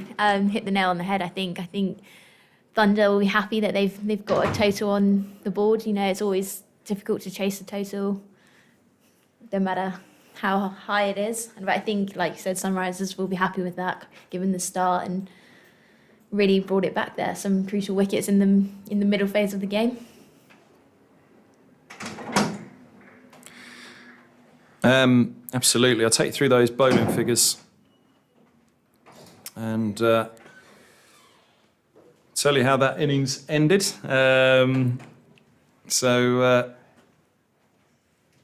Kopak with none for 11 from 2, Scrivens none for 23 from 4, Dattani none for 10 per 1 over, Goal 1 for 27 from 3, Thorpe 2 for 17 from 4, Castle 1 for 18 from 4, and Gardner 1 for 14 from 2. As I said, her first over went for 11. The final over of the innings going for 3. And as we see from the partnerships as well, quite crucially, it was that first wicket stand of 51. 49 was the partnership between Threlkeld and Cross. And the run rate across the innings, pretty steady really. It was slowed up obviously in those middle overs dramatically by those 3 wickets as we talked about. And that was the area where Sunrise will be particularly pleased. Looking at it in terms of the run rate, do you think just a lack of acceleration perhaps at any particular point? Is that where Thunder will be most disappointed, or? Yeah, I think so. They just looked like they got a little bit stuck in that middle phase, didn't they? Where they lost a couple of wickets, struggled to rotate the strike and kind of capitalise on those loose deliveries. So I think if anything, probably that middle phase where, yeah, they just started to struggle a little bit with the bat. I think we'll take a break here at Wantage Road for a cup of tea. You might even be able to hear the kettle going on behind us. Amara Carr and myself, Kevin Ham will be back in just under 5 minutes for the chase here at Wantage Road in the Charlotte Edwards Cup. 1-2-5. Sunrisers have been set. Thunder winning the toss, ending at 124-for-5. It was a very, very entertaining first innings. I'm sure the chase will be as well. Join us back in just under 5 minutes here at Wantage Road.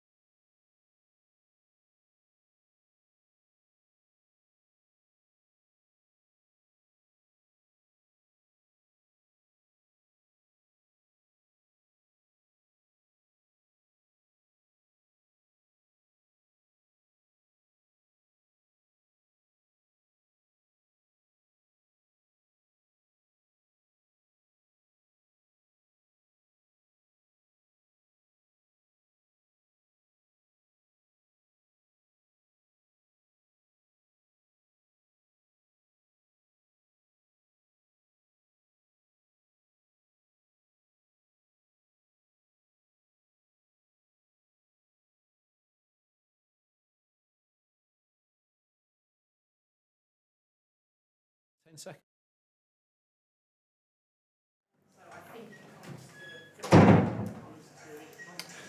And welcome back to Wantage Road, where the run chase about to get underway. 125 the target for Sunrisers here.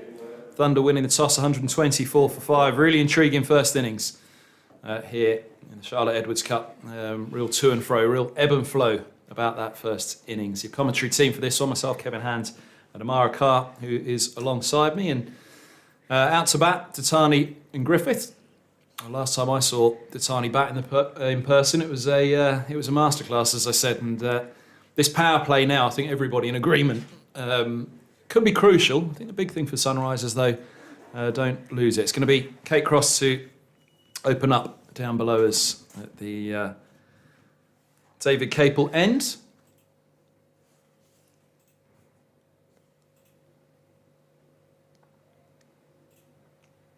And open up with the wides. Drags it down the leg side. Welcome back, Amara. Yeah, I've just raced back up the stairs. Sorry, take your time. Grab a breath in. I didn't know you did. As I said, no rush. No, There's no rush. fine. Are you allowed to tell us after this ball what the feeling was at the halfway stage of this match? Good ball. Played by Tatani solidly in behind. Yeah, happy in camp, I'd say. I think kind of reflected on the start, as we've mentioned. Probably didn't quite hit our plans initially. But yeah, brought it back really well, and I think happy. Tatani's a powerful batsman. Is she going to enjoy the pace on here from Cross? Yeah, I think so. A really clean strike of... As I asked you the Almost, question, I thought, yeah. wait until after this ball to answer, just in Yeah. case. She gets a single, though. 2 without loss. We'll be happy to get off the mark there to Tiny, I think. Yeah, as you're saying, really clean striker of the ball to Tiny when she gets going. So be looking forward to seeing that, hopefully. So Griffith actually would have played with a lot of these girls in the 100. She was up at the Manchester Originals, so whether she got any inside info from the nets and things. It's clipped really nicely off the pads. Yep. First ball for Griffith. Likewise, we'll want to just get an idea, a feel of the pace.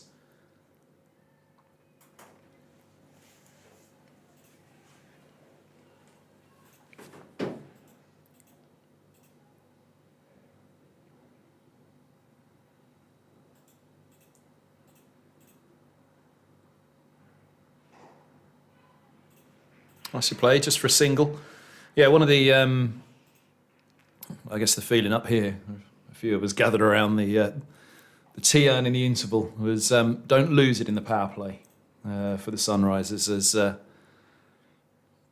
it was a strong power play for Thunder. Don't lose it in the power play and they'll have a very good chance here.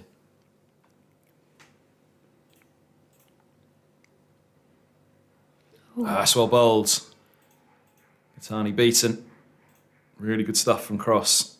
Just skilled, Yeah, talented bowler. Looked like some nice movement there. Always hard to tell from up here, but Just overall good pace as well. Quickest on show today, Cross? yeah, you'd think so. Probably Cross and Datani probably up there as well.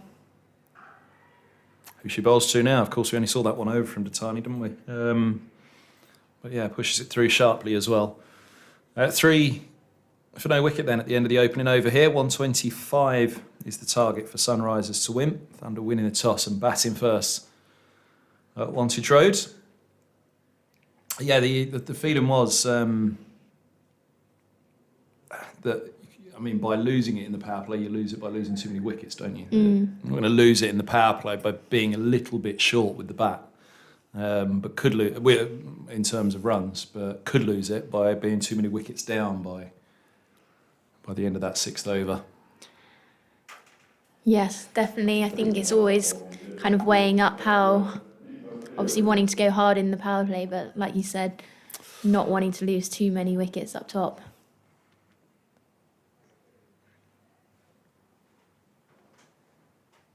It's going to be Pippa Cleary from the Lynn Wilson end. Starts up with the wide as well. 4 without loss. Do you pay too much as players notice to? It's funny to say an old adage for T20 because it's only been around since 2003 or whatever it is, but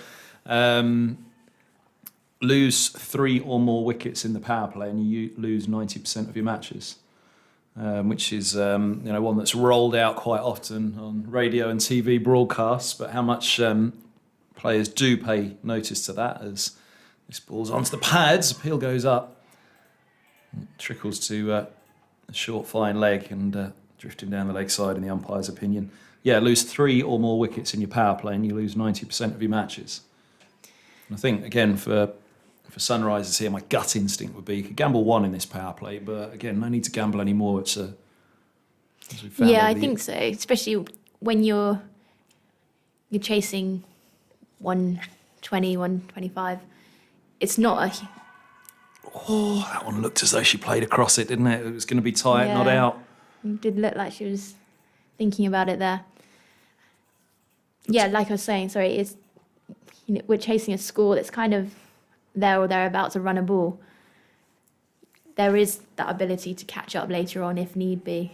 If you're chasing 150, 160, obviously it's a little bit different. But yeah, I think wicket's probably crucial in these first couple of overs. 42 without loss. Thunder were at the end of their 6. It's nicely clipped. Picks out the fielder though.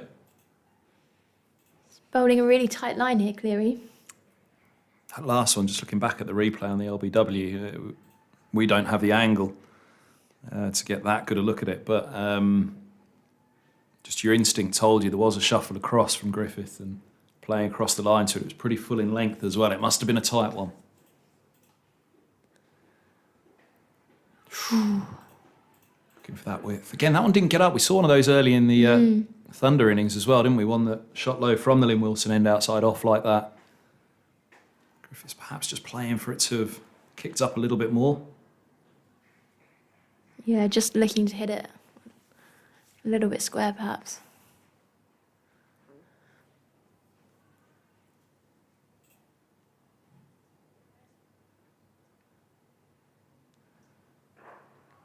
Good line of length again. Ooh. Yeah, Griffith's not too much difference in the length of either of the last 2 deliveries, but Griffith going back to 1, looking, as you say, to the cut on this one, plunging forward, looking to get away. Good from Cleary. Tight start, 4 off the first 10 deliveries of the innings. 2 of those wides, of course.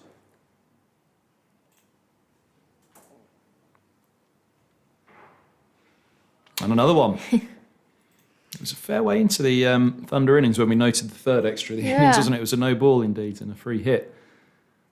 With 3 wides in the opening 2 overs. Just great on Thunder a little. Yeah. Cleary just looking to shape it into the right-hander here. Just perhaps doing a little bit too much.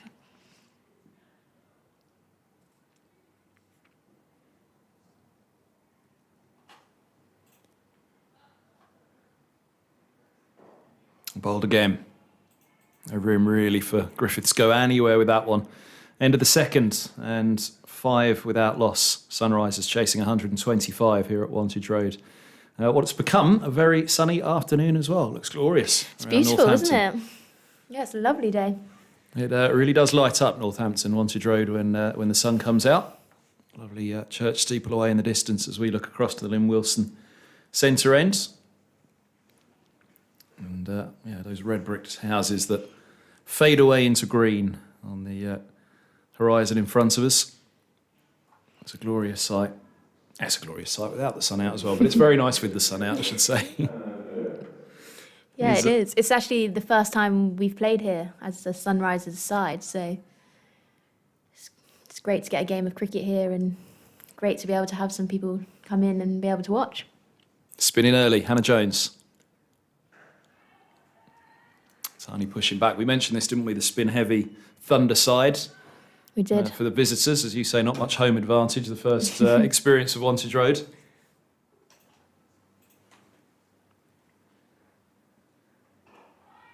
No, Sent back. rightly so. Yeah, so I'd say probably a good decision. I wasn't saying no from any sort of prejudice there of supporting Sunrisers, but purely from no had to be the call from the non-strikers end for that one.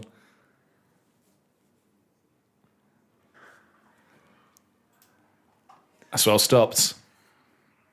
Very well stopped. It was Datani early in the Thunder innings, actually, that had one race at her quickly like that, and she wasn't able to get behind it.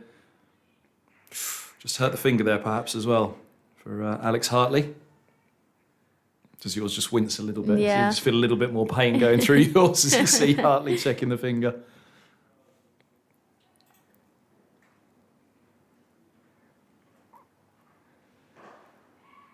Nicely played.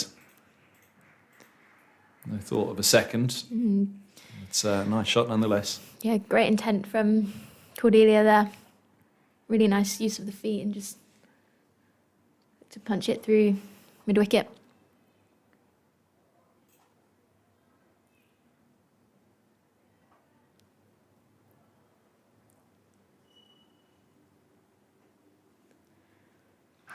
Ooh. Well, bowled. It looked at first so dropped a little short, but actually pushed it in a little quicker, so there was no time for Datani to react and get back on that one as she'd have liked and access the onside.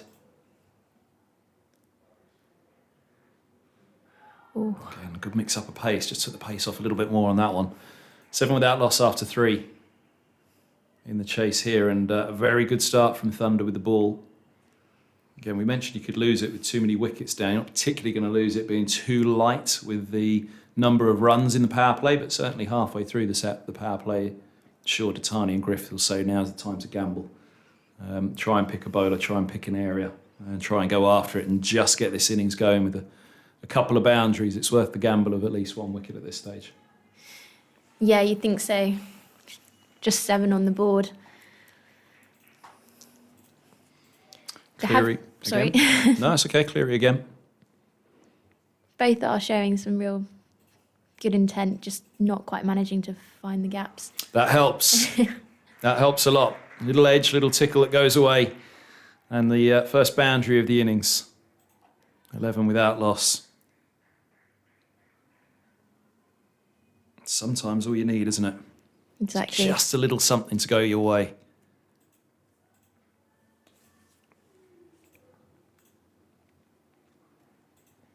Cleary will feel pretty rough on it though.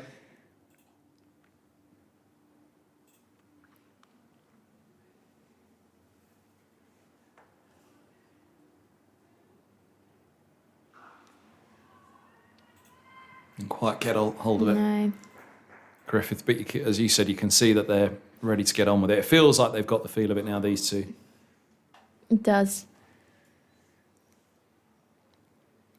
Which they had the right to take a look at as well, which I think was our point coming into it as well, that this power play wasn't going to be crucial in terms of you'll win the match in the power play, but you could definitely lose it. So they've had the look, now is perhaps the time just to see if they can step on the gas a little.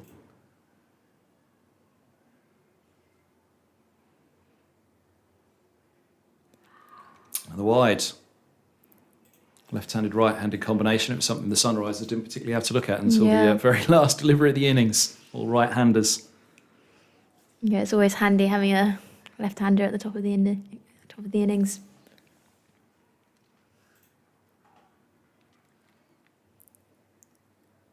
So effectively, 6 off the first 2 deliveries of the 4th over then. That's the jolt that maybe the Sunrisers needed. Ooh. Decides to leave it alone. Was she thinking wide? Angled across from Cleary. It looked as though she might have been, didn't it? Perhaps just thought it was wider than it turned out to be. Yeah. I felt as though it was tight. I expected the arms to go out, but again, we're not in the perfect angle here to judge.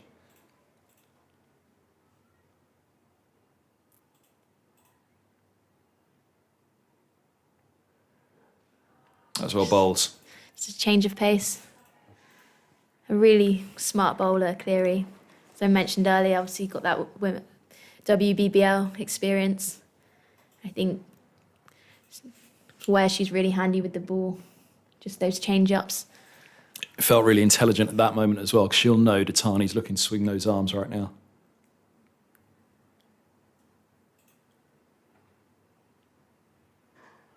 Pace off again.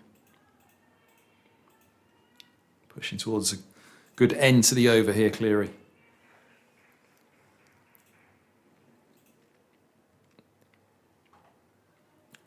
Just with those 3 quieter first overs, even with a strong start to this over, there's a little bit of pressure on this final ball for Datani, I think, to try and find something. A little bit of paper's got away.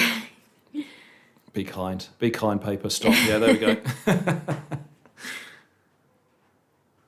You can just see that gust of wind picking up. Yeah. And leaving the umpire. Up There was the no one creek. really helping it there either, was there? No, I was thinking, God, no, you go and get it for her. Good ball to end the over. Good comeback from Cleary. So with the wide, 6 off it, 6 off the 4, 13 without loss. The Sunrisers, they chase 125 here at Wantage Road. A strong start from the Thunder. Probably coming into it, we knew the Thunder would have a really strong bowling lineup. It's just how we react to that. Just think, keep showing that intent, looking to be proactive and take those opportunities when they come. Second over for Jones. A dot ball pushed back by Griffith to begin.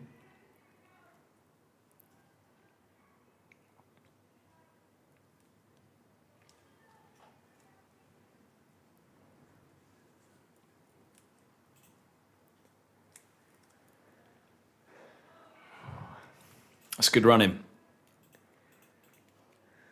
In the chase here, one thing we chasing a run a ball is those singles are just make sure that they keep going. Definitely. It just helps with the pressure a little bit as well, doesn't it? You know that you're at least rotating the strike and knocking it around where you can.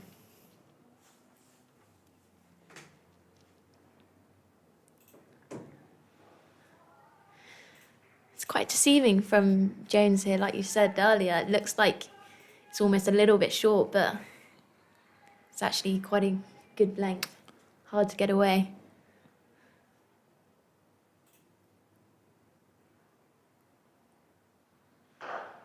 That's a lovely shot. Will she get all of it? She will. 4 runs from Datani. Really lovely time in her first boundary. Brought the bat down nicely on that one. 18 without loss. Only a second boundary of the innings, but timely as well. Again, it was 42, that Thunder were at the end of the power play. And with what? 8 balls left of Sunrisers power play. They're 18 without loss.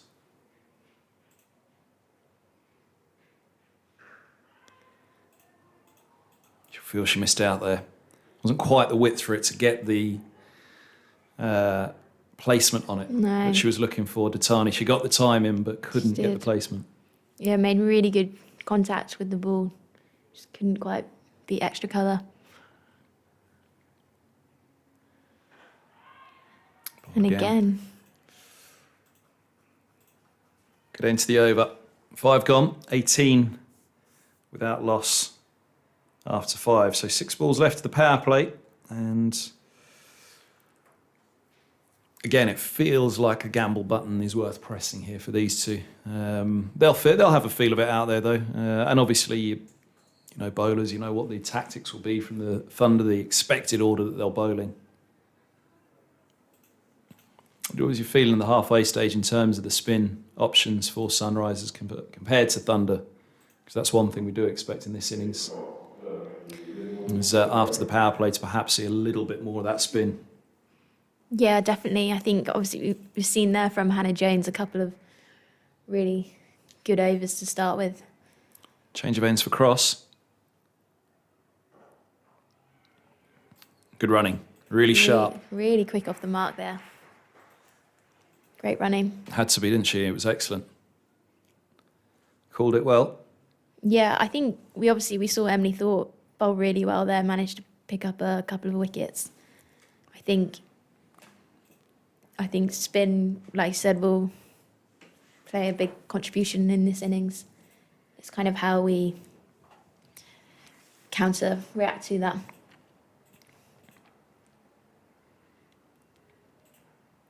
I think with spin as well, it's always about being proactive, isn't it? And making quick decisions and not letting them settle. I mean, obviously for Sunrisers, Thorpe's 2 for 17 off 4. The scoring options against Thorpe seemed difficult. They did, yeah. Sharp. Lovely from Dattani. Over extra cover. Little punch to the gloves from her Middlesex opening partner. Yeah, Dattani at her best there. Hitting it really nicely over the extra cover. Just freeing up the arms. Shades of Radlett about that one. In fact, Yeah. I remember, she built into that innings as well. It wasn't acceleration from the top. She did take her time and build the innings. Yeah, she did. And she's like that type of player. She'll catch up really easily if she's there. Bowls. Would it have been a Middlesex all top 3 if you were fit? Potentially. You can say yes, it doesn't matter. No, I was thinking in T20, probably look to come in a little bit lower down in the middle stage of the game, probably.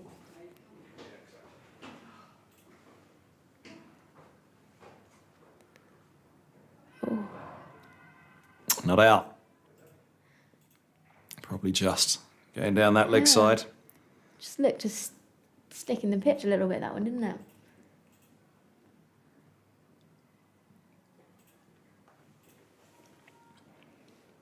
Last ball of the power play coming up. Dattani takes a moment, Cross in no hurry.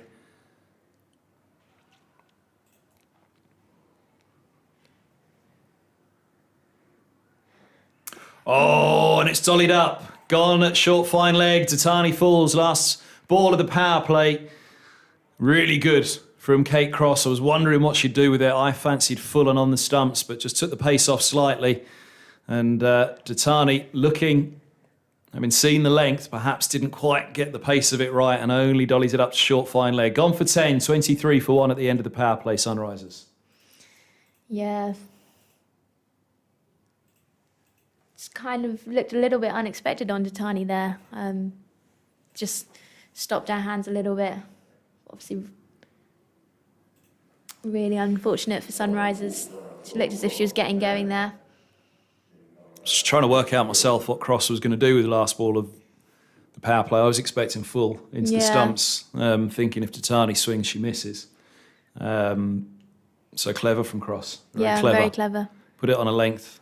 Took the pace off slightly, I thought. I couldn't detect whether she just rolled the fingers on that one, but either way, Dattani only scooped it softly to the short fine leg and was disappointed to go. It'll feel soft from her, but it was clever cricket from Cross for me. 23 for 1 after 6, and it's Scrivers in at 3.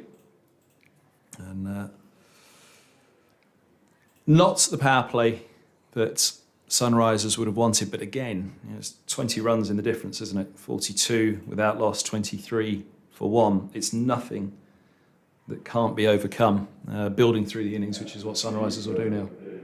Yeah, exactly. I think whilst it's not the power play you're obviously hoping for, it's one that, you can still build on and still very much in the game. Oh. Driven back into the stumps at the first ball from Jackson into the attack. Laura Jackson. Probably feels pretty hard done by there. I bet. It's absolutely nailed that, hasn't she? Just clattered into the stumps. My worry was for Scrivens at the non-strikers end if she did get fingertips to her, but obviously not. There was no appeal. No balls.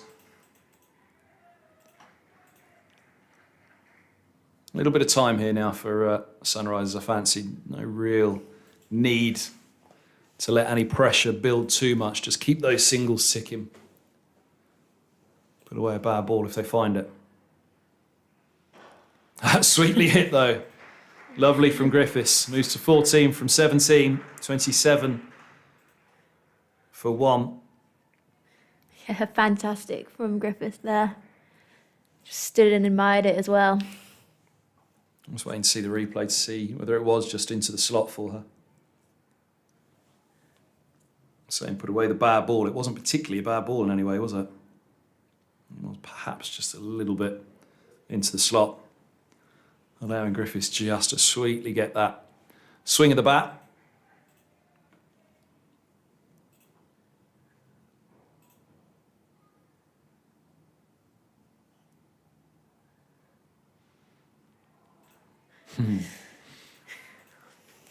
Good hands from Thurkel behind.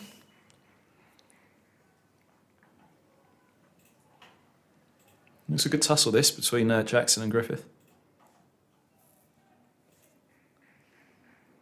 Just seeing Alex Hartley loosen the arms, so perhaps might see her coming on to bowl shortly. Oh, bowled. On to cover the over. It's the extravagance of that cut that she was beaten by. It looked though as though Griffith had the confidence of it, that felt as though she's got the feel of it. Yeah. Jackson's come back well though from the one hit back over her head. Oh, that's gone big. She does like the feel of it. Griffith moves to 19, 33 for 1. It's an excellent 7th over. And it doesn't particularly feel like it was much pressing the gamble button. It just felt as though Griffith had the confidence in that over to go with her own game and say, I like this, I'm ready to go. Yeah, it did, didn't it? Looked really comfortable there. She's got hold of that one really nicely as it clattered into the advertising boards. So 10 off the over, 4 and a 6. And there we go. In 1 over, you just tighten up that power play already. Is it Hartley? It is, looks, isn't it? Yeah, it looks as if it is. Yes, it is.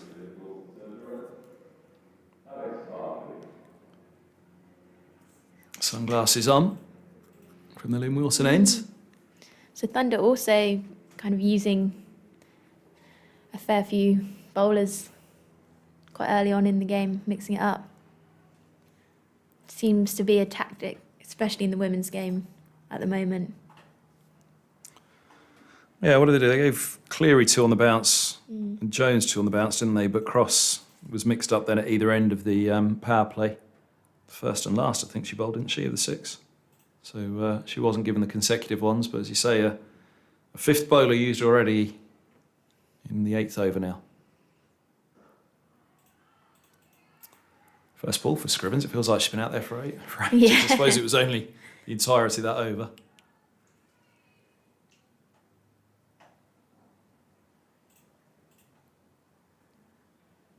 Oh, just looked to keep a little bit low, didn't it? Well, she played it well in the end. I thought she had found the gap, but cover was there.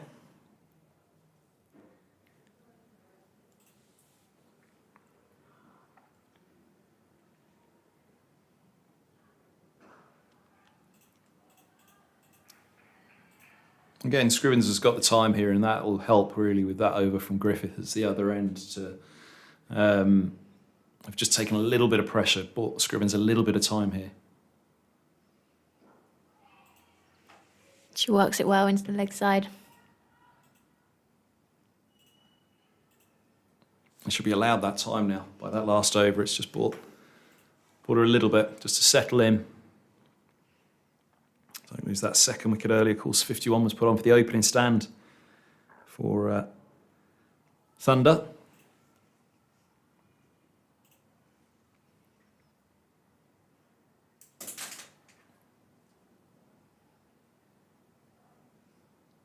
Cover coming up. 3 back on the onside. And Griffith picks out, made a wicket, trying to nurdle it really for a single into the vast expanses on the onside, tightly knit on the off, with point cover and extra cover up. Oh, Sweetly struck by Griffith. I think she'll only get the one. Yeah, nicely played down the ground. Again, hit that really nicely. Just the two off the first over from Alex Hartley. Good start from her.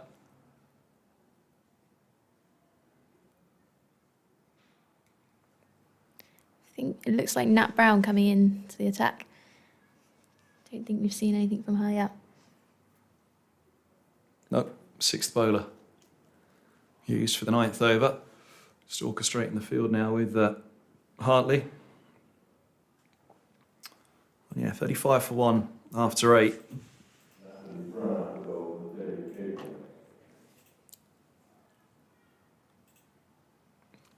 I'll be looking to be roughly at the halfway stage. Somewhere around 50 off 10. Yeah, I think so. From this point, obviously. Yeah. Go back. But 50 off 10 again, you know, the halfway stage, 64 for 1. There's nothing insurmountable there because that was the beginning of a slower spell, wasn't it? For after the ninth, Thunder slowed down.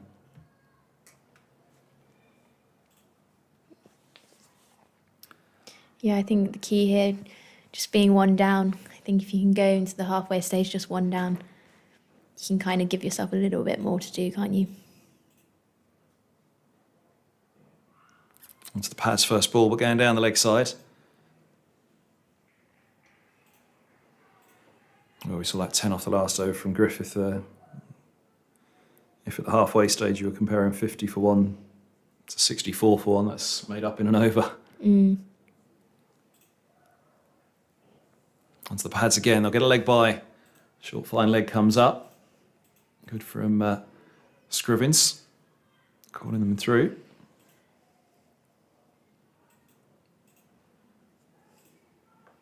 Kept on talking about, well, not kept on talking, but there were a couple of stages we referred to knife edge in that Thunder innings. This second innings feels tense now, the chase. Yeah. Or is that just me? You're looking a bit cooler next to me. Shouldn't you be the tense one?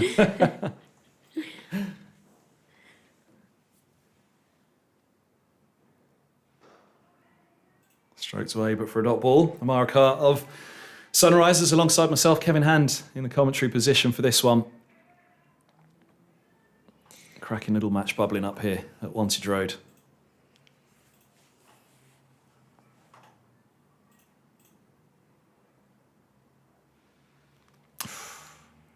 Wide signalled.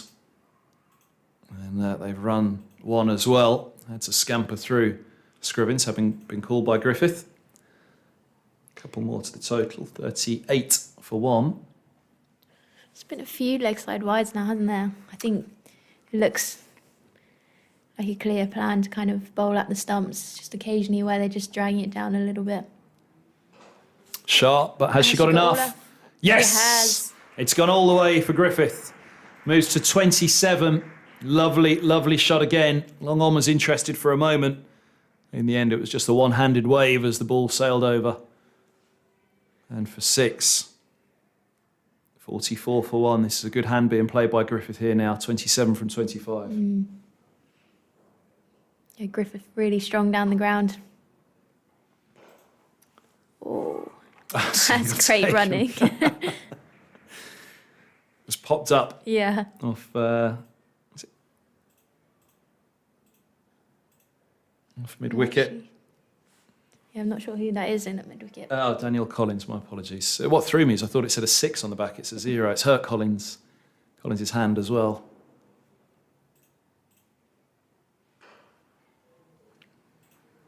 So he stroked away for a single.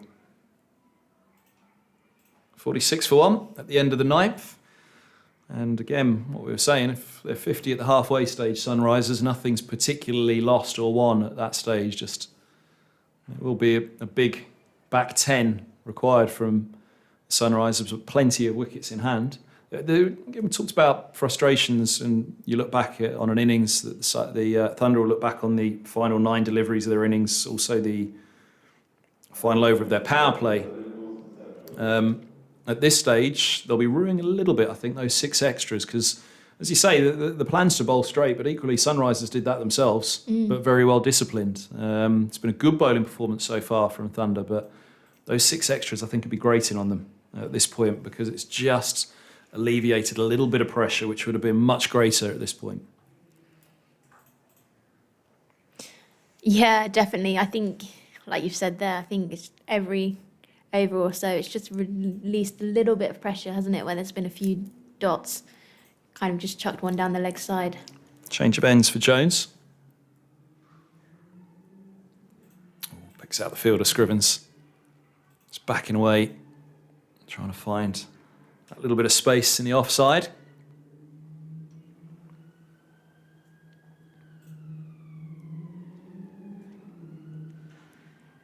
Gets it away this time. Lovely shot. There's the 50 for Sunrisers. 50 for 1. Coming up in the 10th. And Scrivens with her first boundary.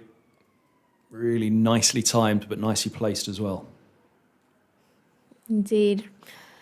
A strength of Scrivens, kind of that cover point region. She's just really well there to find the gap and find the boundary. And with that, they've dropped cover out.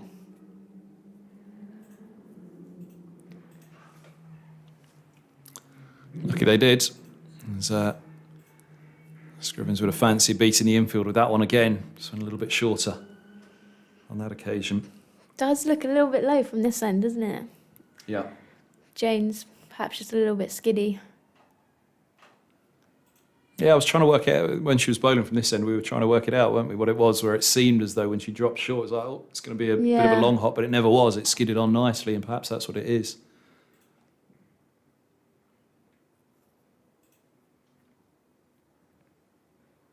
And there again, dropping a fraction short. Griffith looking to open up. It didn't get up much.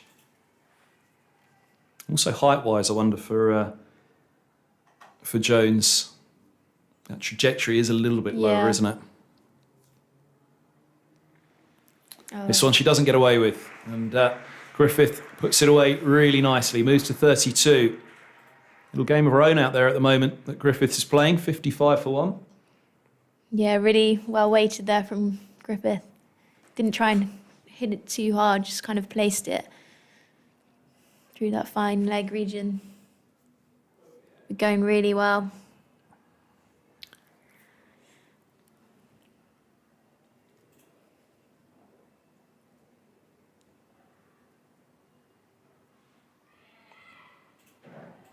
Let's get back there, all right. Sharp from Brown. No mistake in getting it into the gloves quickly. But equally, Griffiths is quick, isn't she? Griffith is quick on her feet. Quick on her toes turning as well on that one. End of the 10th, so halfway stage. 55 for 1, Sunrisers. Thunder was 64 for 1. It's tight. It is. This goes to show in the power play as well. You don't particularly lose it by being light on runs, but you do lose it if you lose too many wickets in that power, or you can more often than not lose it if you lose too many wickets in that power play. Pressure's just shifting to Thunder a little bit now, isn't it? Yeah, it does feel like that. Feel like trying not to say too much. Yeah, don't put the curse on it, yeah. I can do it, you can't.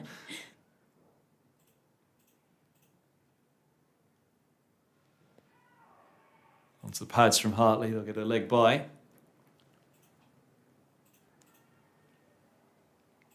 But it just feels the pressure on Thunder is that Sunrisers at the moment can tick the singles. Yeah. The pressure of the boundaries are off Sunrisers, and it's funny because at this stage of the innings it was the reverse. The pressure of the boundaries was really building on Thunder.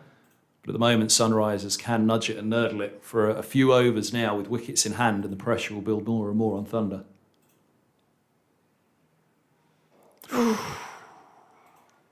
Didn't quite get to the pitch of that one, Griffith, but did manage to save herself checking the shot and gets a single down to long off. If she'd have had the almighty swing at that, you fancy the glove work behind the stumps would have been coming into play. Yeah, absolutely.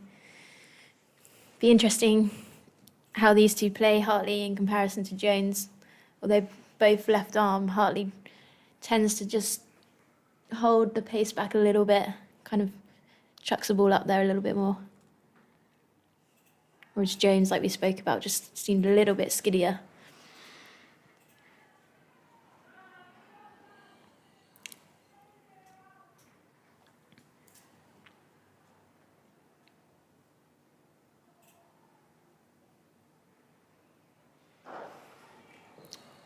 Good shot for 1 from Scrivens, moves to 8 from 12, 58 for 1. It's a very, very easy game. No matter where you are in the world, who's playing, it's a very easy game from up here. And I always remind myself of that when I say these things. But again, we were looking for scoring areas at this stage of the Thunder innings.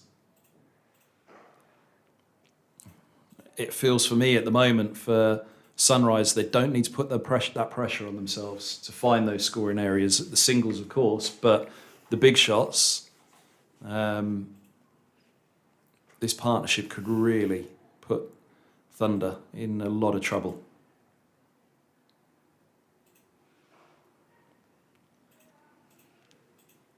Just a single to end the over, and 60 for 1 after 11. Yeah, these two going really nicely here, just rotating the strike really well, finding the gaps. It's looked as if for everyone today, really, the longer they've been out there, the easier it's been to bat. Kind of the only time we've seen people struggle is when we've had those clusters of wickets. And so I think, wickets definitely playing a part in this chase. 65 to win from 54 balls with 9 wickets in hand. More often than not from this position, you're back in the batting team.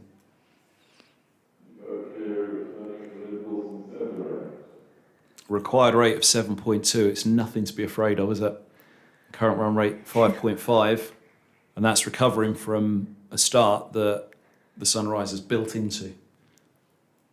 Griffith in particular, 34 from 31. It is Cleary back, isn't it, from the Lynn Wilson end? I'm just trying to... It is. I'm just looking around for some wood to touch. Well, I think this is a bold move. I think this is a big move, bringing Cleary back now. Yeah. I think this is a feel that the Thunder have, and wanting to find that breakthrough.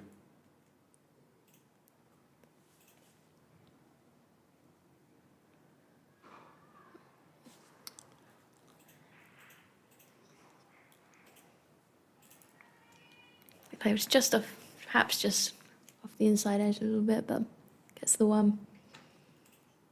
Cross still with 2 overs to come as well. Jones still 1. Yeah, it'll be interesting how they use Cross here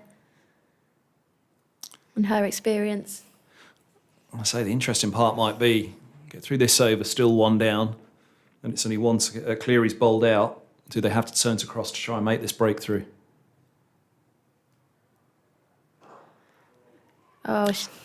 Just got fingertips to take the pace off it. Didn't quite time it, but they've got 2. Good running. Good running, yeah. Quite time it as well. There's some of those that Griffith has got away today, but those fingertips from Hartley, that extra cover, just preventing any chance of that one getting to the boundary.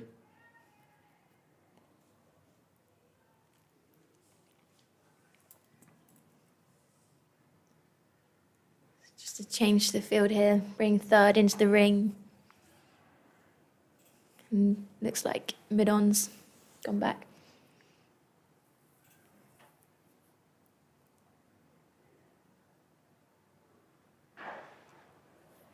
Low full toss. And just a single off it. Not much, as we were mentioning in Thunder's innings, that low full toss, it's so difficult to get away. As a batter, your eyes kind of light up, don't they? Full toss, but... Yeah, it is an interesting one. Like, we do talk around kind of, obviously your eyes do light up, so having kind of that in the back of your mind where you're going to hit it if it does come. It's the dip, isn't it? On a low full toss though, where it just dips at the last and all of a sudden you're not getting that leverage underneath it when your eyes have lit up, and that's the danger. Yeah, so often you see people caught at kind of deep mid-wicket, deep square, just not quite getting hold of it. I know I've definitely been a victim of that a couple of times.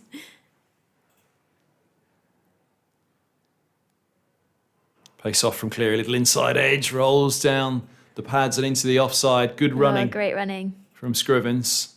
Griffiths was a little late off the mark, but I'm sure it wouldn't have been lost on Scrivens just how quick Griffith is to be able to call her through with some degree of confidence.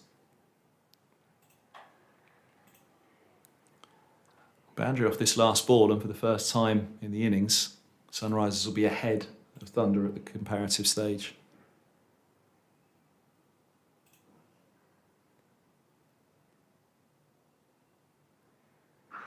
Oh, and a big boundary it is. Didn't quite expect that one. Biggest of the day, I think. Griffith clears mid-wicket, moves to 43, 71 for 1. And they are ahead at the comparative stage at the end of the 12th. Thunder were 68 for 1. Such a good strike from Griffith. Clearing the boundary there by a good... What do you reckon? Oh, It's pretty fair way, wasn't it? yeah. Good 10, 15 yards maybe. But it was the height on it as well because it had gone so high. You know, it was clearing it by that margin as well, a lower trajectory. And you say 5, 10 yards, then the fielder perhaps had a chance. The fielder never had a chance at all because that went big. As soon as it was left the bat, really. Yeah. And again, we talked about full tosses. That was a full toss, but it wasn't that low full toss with the dip. It was just there, still with enough height on it, still in the air for Griffith to get underneath it. Thunder need a wicket here.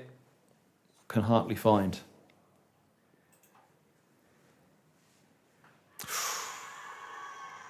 Going down. Left arm over to the left-hander, turning it in.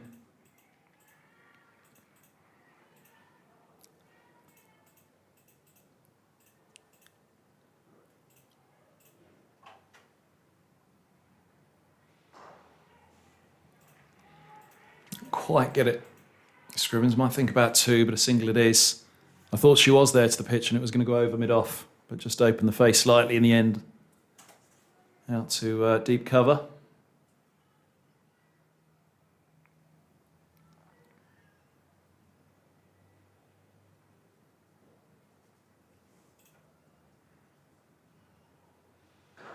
Oh, it's beautifully played. Opens up the body, opens up the offside. Griffiths on to 47, 76 for 1. Beautifully timed shot. Yeah, looking so comfortable out there now, Griffith, isn't she? Just kind of opening up the arms and hitting it really nicely, piercing through that kind of extra cover gap. I was just going to say before that ball, they need a wicket from anywhere, anyone, anywhere, but after the shot, I think they need Griffith, and they need Griffith quickly.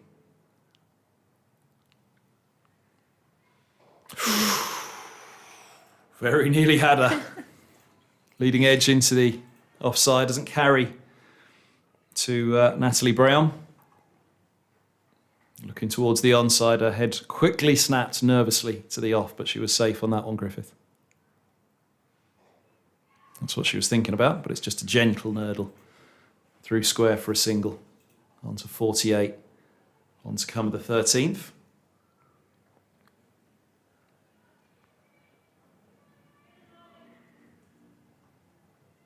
48 or 43, very manageable for the Sunrisers at the moment. Now, not got all of it, but placed it well enough for 4. Scrivens on to 16, 81 for 1. I thought, was that going to be the moment? And she'd hold out, but the placement was good enough. Long on was charging, but it was straight back down the ground, and Cross couldn't get there. 81 for 1 at the end of the 13th. And plenty of thinking to do for Thunder now. They weren't into the 80s until the 16th over. That's how much of a swing we've seen in this innings now. Okay, interesting. But required rate, just around 6 now. The pressure completely swung, you'd say. These two going along really nicely. It's Laura Jackson that comes back at the Lynn Wilson end. I think they're going to have to go to Cross soon. You'd think so. They've got to remove... If Griffiths is still there in 3 overs' time, then the Sunrisers, not quite home and hose, but they will be in a very, very strong position. Jackson it is, though.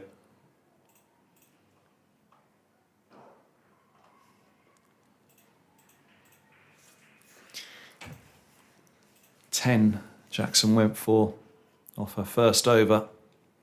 That was the 4 and the 6, wasn't it, for Yes, Griffith? yeah. And the bowling from this, the David Capel end.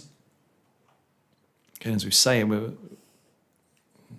where we're sat, we certainly feel that from the Lynn Wilson centre end, the ball just isn't quite carrying through in the same way. Just seems a little bit lower off the pitch.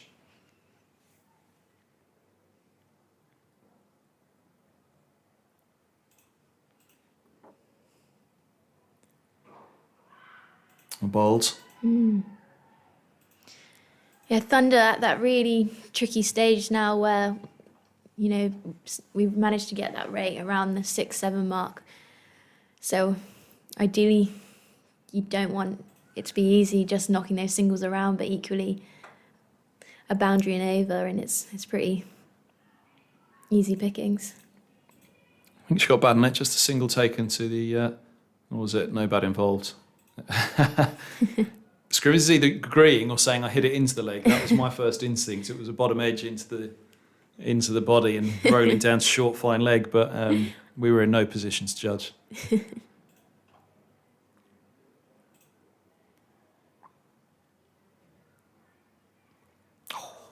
Bowls. Good line and length, good pace. Griffith seeing it big on 49 off 39. I think she saw the 50 through the offside there, perhaps a ball that wasn't there, quite there for it. There it is though. That'll be the one for it. They'll think about the second, but they'll settle on one. Griffith drops the bat, but she'll pick it up, only to lift it up into the air. 50 from 40, and this has been a brilliant, brilliant innings from Griffith, and if it continues for much longer, it looks very much like it'll be match winning for Sunrisers. 84 for 1 with 1 ball to go of the 14th, and Griffith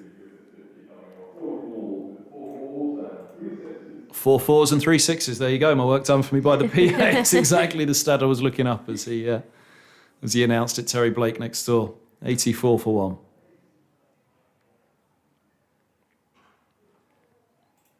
Bowled again from Jackson. End of the over. 14 bowls here at Wantage Road. The Sunrisers are 84 for 1, chasing 125.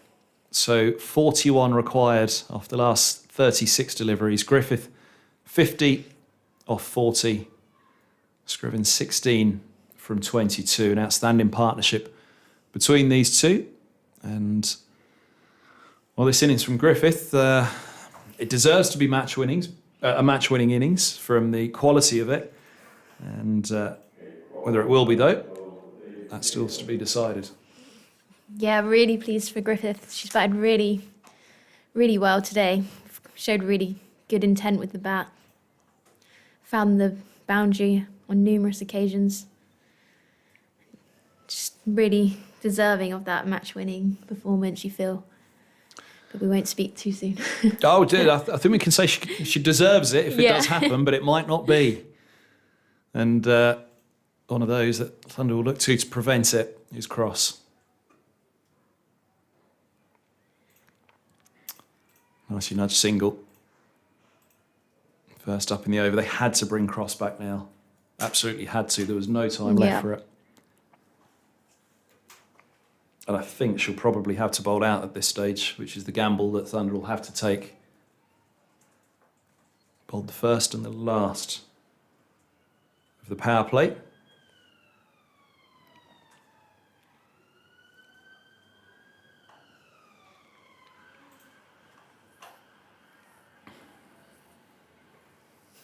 There's lots of changes going on here in the field.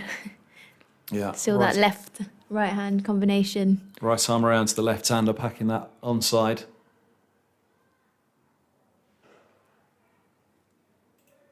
Dot ball stroke to Hartley at cover.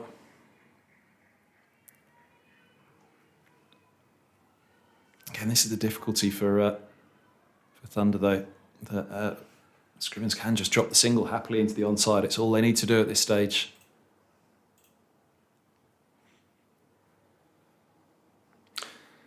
Just lost her run up on that one. We often, or did she? Was she looking at Griffith?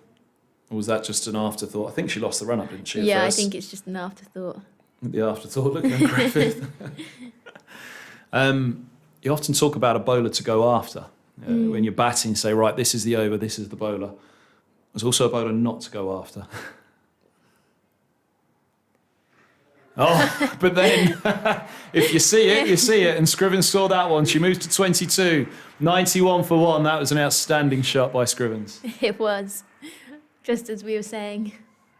Well, as I saw her open up, I thought she's going to hold out. But boy, oh boy, that was a great shot. Well, she picked it up really nicely, didn't she? Just dropped short. The wrong angle to drop short on as well. Cross around the wicket to the left-hander. Giving Scrivens the opportunity to get underneath it.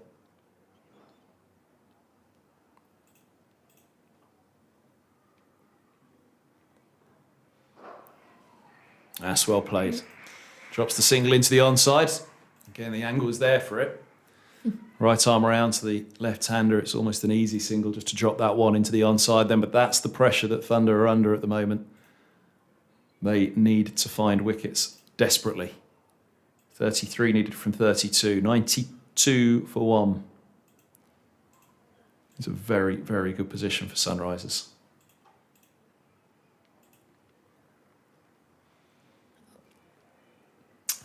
It's just going to be leg byes, but will it be 4 of them? Oh. Yes, it will. Leg by signalled. Griffith stepping across, looking to open up the onside. A swing and a miss, but that little bit of the pad just past the keeper meant that it was also well fine of short third. And the gamble to bring back Cross was mainly that she wasn't going to be the death bowler, but equally, this is now proving an expensive over.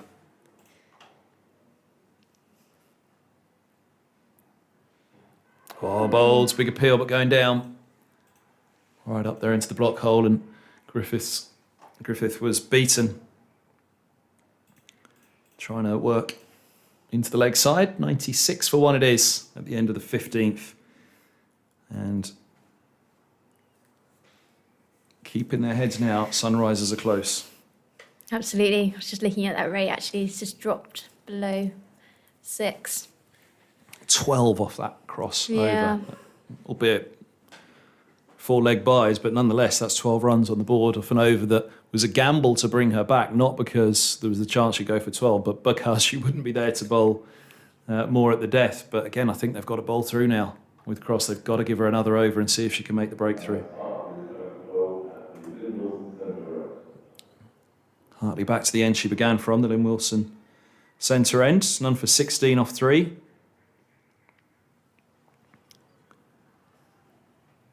Cross now 1 for 16 off 3.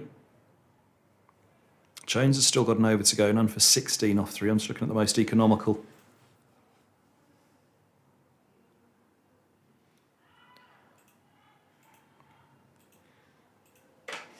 Scrivens not quite getting hold of that one. Yeah, might Looking feel to she missed sweep. out a little bit on Yeah. that. She was certainly looking to send it the whole way. Yeah.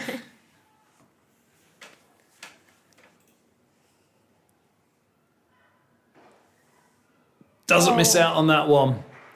Doesn't miss out on that one. There was an effort for a mid-off, but you fancied she'd always kept control of that Scrivens and got the line right, got it fine of the mid-off, struck it sweetly enough, and that's the 100 up for Sunrisers. Yeah, just kept going then, didn't it? Mid-off thought for a moment they might be in with a chance, but just kept flying past her. If that catch had been taken at mid-off, I think I might have burst your eardrums. I always fancied that Scrivens was in control of that one and got it right. On the replay, it probably was a little bit tighter to the mid-off than I perhaps first thought, but it was struck well enough. It would have been an unbelievable take, yeah.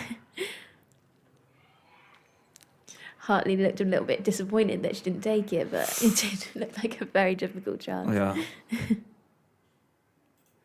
Actually, in the excitement of the shot, I didn't check the fielder. Was it Brown in there? See if I can see it on the replay. It might have been Boyce.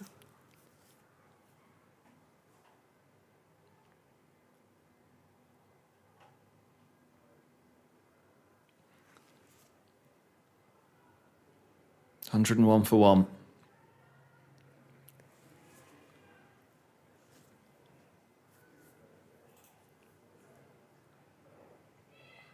bowled by Hartley, but good running by Griffith. Good call by Scrivens. And again, just every little single that ekes away from Thunder at the moment. So the match ekes away as well. Yeah, really good cricket from these two out in the middle. Managing to work the ball around really nicely, but again, both capable of hitting the boundary when it's there. Oh, it's gone. It's gone a long way, but has it gone enough? No, it hasn't. It's gone straight to mid-wicket. Very good bowling from Hartley. She threw it up there and said, if you want to, try. Scrivens did, and she went with it. She got a good bit of it, but too much in the sky, and it lands down the throat of deep mid-wicket. She's gone for 27. It's an excellent innings, 27 from 29 deliveries, 102 for 2. Well bowled, Alex Hartley. Took the pace right off that one. Having seen Scrivens' intent, I think, on a number of deliveries in the last couple of overs. And she holds out to deep mid-wicket. A good catch. I thought at first she had got all of it, but actually she got a lot more leverage on it than I realised. And only down the throat of the fielder in the deep. 102 for 2. It looked for a moment as if it was going all the way, didn't it? And then you kind of realised that it went a bit more just up in the sky rather than out over the boundary. But nonetheless, a really good innings from Scrivens. She'll be disappointed that she didn't see it home, but she played a really important innings in getting the Sunrisers to this stage of the game.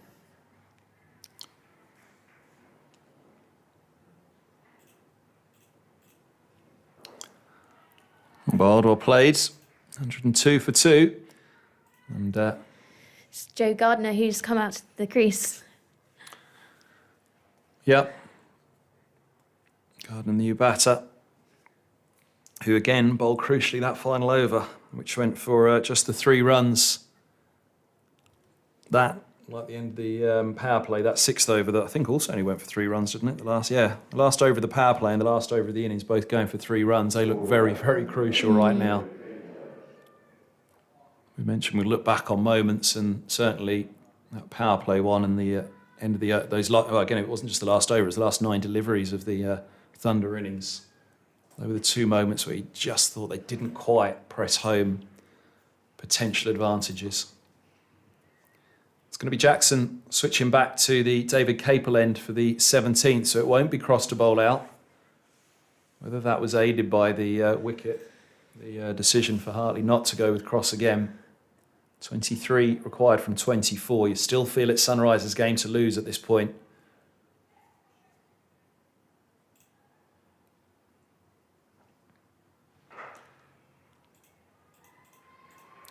Garner off the mark, first ball.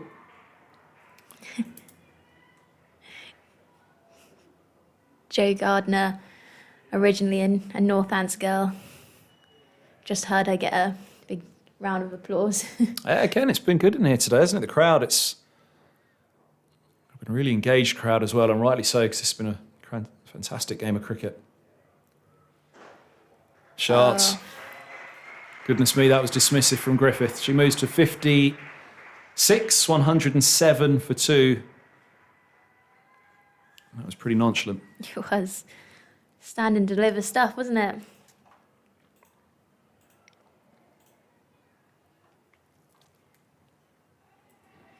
Just get the feel that it's gone really flat in the Thunder. In the field for the Thunder.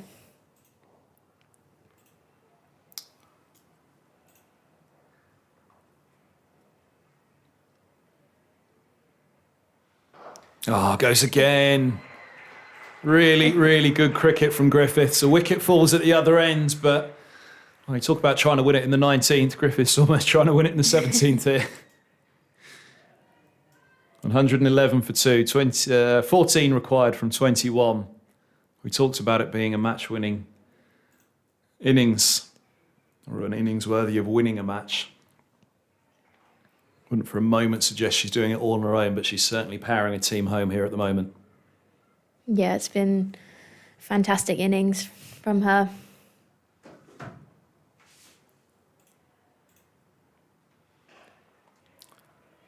We'll think about 2, but just a single in it. 112 for 2. 2 to come at the 17th. It's great. It's great to see her play with such freedom and confidence. Coming in off perhaps a couple of low scores, I think she probably will feel really well. She obviously will feel really happy with this innings. Really deservedly so. Yeah. It's been outstanding. Highest score in the Thunder innings was 31 from Boyce, wasn't it? It was 26 from Mullen. Cross got 36. Threlkeld going well as well.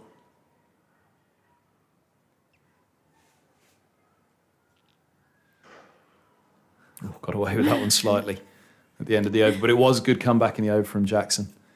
And just 112 for 2. Just hit high on the bat for Gardner there. Didn't quite manage to get hold of it. Threlkeld was 28, her innings. And that will be another thing that if they see this through, Sunrisers, Thunder will look back.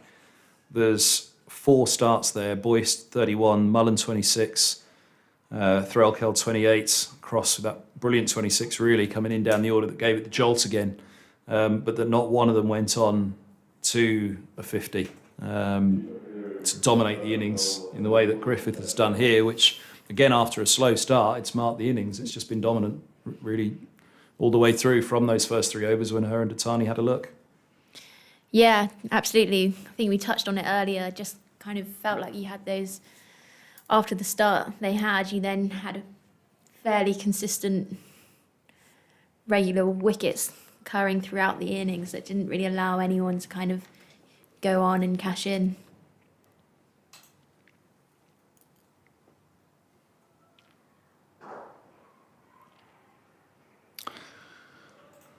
Ken Griffith, she's just so quick between the wickets.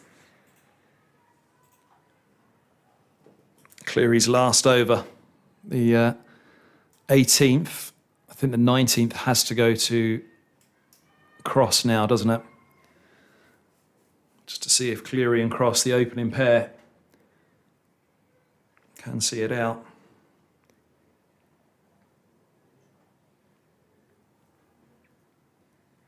Who do they send the final over to, though? Just thinking whether Jackson's got one left. Jones, do you bowl the spin of the last over, possibly? Yeah.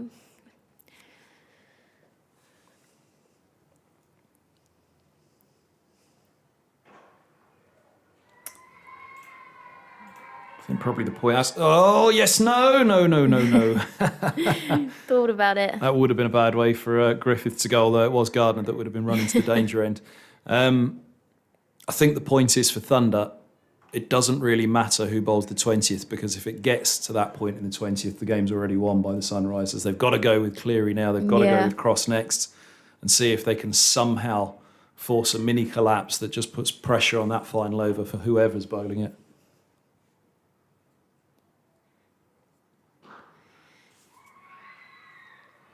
Yeah, I think the key here definitely for the Thunder is just trying to take the game as deep as possible and create a little bit of pressure where they can from the overs ticking down. The voice for Marakara alongside myself, Kevin Hand, in the commentary position for this one. We said it was bubbling up nicely. It's bowled up into a beaut. It'll take quite the comeback for Thunder to turn it from here, though. Good ball from Cleary. 10 to win from 14. Yep. Again, 2 wickets, though, whether it's Cleary in this over or Cross in the next. You just all of a sudden put 2 wickets on. It's not so much on the wickets column, but it's the new batter coming in. Yeah, and just the pressure it creates.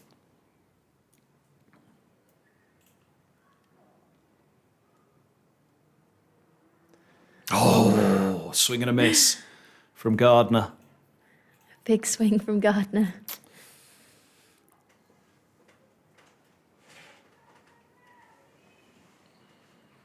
It's on 2 from 6. It's the last ball of the over, and perhaps feel that actually a single here wouldn't be the worst outcome in the world for Thunder, which I think is why Long On has just dropped back There is that single. Gardner's on to 3 from 7, and she'll have strike for the start of the 19th, with only 9 needed from 12, but I think that was clever cricket there from Thunder. They said, look, what we don't want is Griffith on strike for the start of this over. Let's see if we can put a couple of dot balls on the board at the start of the 19th and see where it goes. 18 done here at Wantage Road, chasing 125, the Sunrisers 116 for 2. Yep, and we thought it might be the case, but it's looking like Kate Cross will be coming back into the attack. Thunder were looking to make it 3 from 5 in their fixtures for so far. This will be 2 from 5 for Sunrisers if they do it, which puts them same number as Thunder on those wins, on that wins column. Northern Diamonds with 12 points at the top from 4. Western Storm with 9 from 4. Been saying all day I'll look at those scores elsewhere, but this one you can't take your eyes off. Western Storm need 21 runs from 3.2 overs. They're 90 for 6 in the 17th, chasing 111 at Northern Diamonds.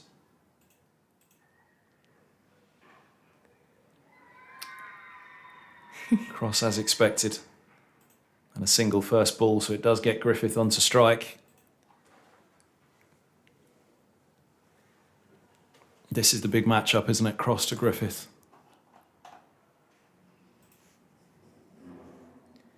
Long on goes back, short fine leg comes up. So the singles are there on the onside. They'll be happy enough with that. If it was just a single, this ball to Griffith. Offside heavily packed. Oh, Griffith steps across and he's bowled. Steps across outside off, looks to bring that onside into play. Again, thinking about backward of square with short fine leg having come up in the circle. Bold move from Griffiths, but she has been bowled by Cross. 117 for 3, 8 required from 10.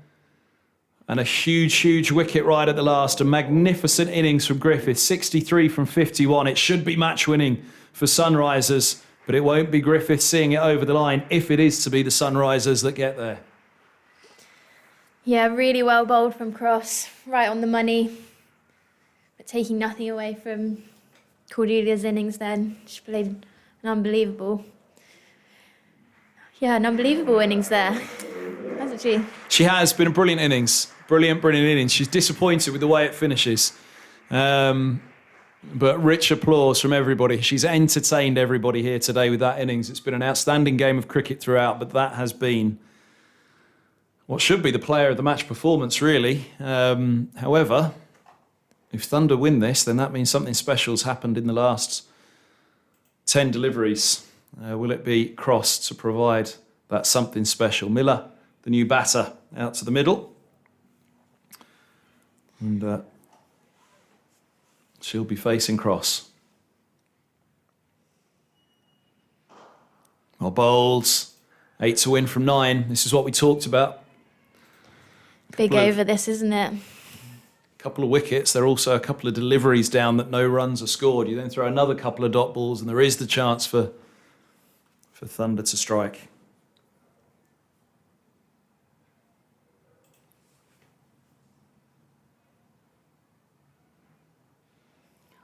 Oh, is there a little tickle on it? Perhaps thought they just heard a little noise on the way through, but nothing doing from the umpire. She's disappointed Griffiths down in the dugout there. But she doesn't need to be. Really played a fantastic performance, of course. If Sunrisers come out on the wrong end of it, she'll look back and think, I should have seen it home, I should have been there. And she'll be disappointed with the manner that it finished. Misjudgment stepping across and bowls by Cross. Bowled again, another dot ball. 8 needed from 7. On 17 for 3, and this was the over that we talked about, the point with Cross bowling the 19th. Whoever bowls the 20th, then Cross will give them a chance, perhaps. Last ball of the 19th. Last ball of the day from cross. She's produced the big wicket of Cornelia Griffith.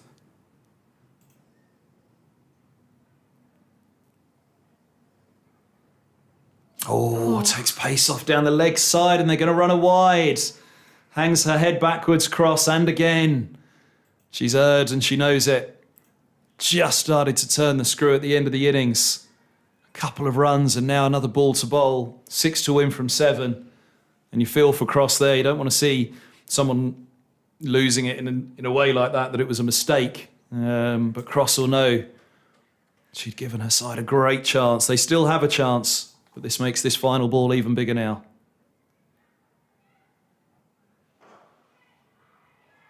Oh, well fielded. Just a single. It was always a single. To Georgie Boyce at mid-off. Had to make sure that she didn't fumble, didn't have any error there, or the game would have almost quite literally skidded away from Thunder. 5 to win from the final over. 120 for 3. Gardner will have strike on 5 from 9. Miller has none from 3. And all of a sudden, there's a bit of tension again. All eyes to who bowls it. And, well, you called it. It's Jones. Those flatter deliveries as well. Yeah. She has bowled well throughout the innings today. A good single there from Jo Gardner there, I feel. Good to have her on strike as the senior player out of the two out in the middle. And she'll want to see this home. Western Storm are nearly there against the Northern Diamonds. They need 5 runs to win from the last 8 deliveries. Luff has 59. Parfitt with her on 16. And Storm very nearly there to put their 3rd win of the campaign on the board. Single first up for Gardner. 1-2-1 for 3. 4 to win for Sunrisers here. So if Storm win theirs, beating Diamonds, they'll move to 3 wins along with Diamonds. Sunrisers will move to 2 wins if they can see it over the line. Alongside Thunder, it will be 2 from 5 as well. Thunder with that. It's a tight group, isn't it? Yeah. Just need bat and ball here from Flo. Oh, they've got the single. Manages to do it. Yeah. 1-2-2 for 3. I didn't think the tension was going to be building at the end of the innings like this, but Thunder, credit to them. They've managed to take it down to the wire. 3 from 4. They have the crowd clapping every run as it happens at the moment. Oh, another single. It does just get past mid-arm for a brief second. You wondered whether there'd be chance for a pick-up and an underarm throw at the non-striker's end. It would have been a great piece of fielding from Cleary if she'd been able to execute it. Whether they'd have been through, who knows, but they get the single. 2 from 3. Miller on strike again. Slip in place. Field comes up. Only deep mid-wicket back. Down the track goes Miller and holds out to mid-on. It's 2 from 2. Gardner will have strike as the batter's crossed. 123 for 4. We've said all the way through that this has been bubbling to a nice game of cricket, and well, it's boiling right here at the last. It is. And with that, it looks like it's the captain, Kelly Castle, coming out to the crease. She'll be at the non-striker's end, 2 from 2. The field's going to be up. It's going to be... for Gardner here, Miller kind of took the gamble there and said, all right, I'll do it. Because they've got to pierce the field. Absolutely. Pierce the field and they win it. Yeah. Don't pierce the field, then Thunder might just be able... this could be a tie. Tense stuff here at Wantage Road.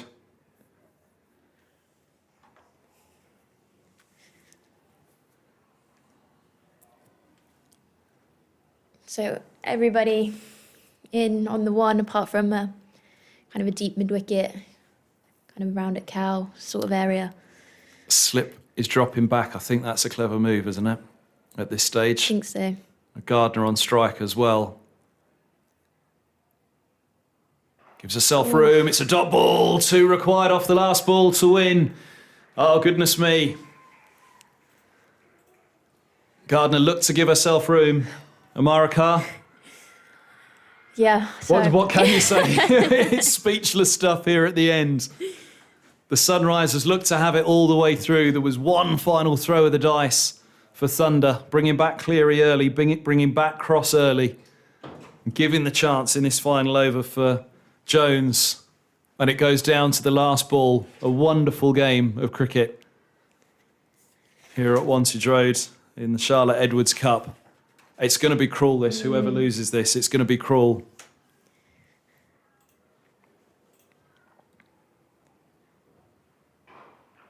And it's a single, I think. She throws underarm. They're through, are they? Everybody looks at the umpire and they are through for the single. The single is completed. And goodness me, it's hands on heads all rounds. 124 for 4. Scores are level at the end. Gardner moves to 8. We said it was going to be incredibly cruel on whoever lost that. There's 2 sides out there right now at this very moment who both feel like they've lost, I think. It's been a great game of cricket for the neutral, a great game of cricket for everybody watching, certainly for me commentating. And, well, Amara Carr, you can, it's hard, but you're going to have to relay the emotions and the feelings, because looking at the body language of every single person walking off the field now, both sides seem to look as though they feel like they've lost that game. Yeah, definitely. I think we'll feel pretty hard done by that. We've not managed to get ourselves over the line there. Just finished in a bit of a thriller, didn't it? Probably some wickets at some key times that we spoke about. It just added a little bit of pressure to the new batters coming out to the crease. But Thunder, hats off to them. They've done really well to bring it back at the end there and bring it down to the wire.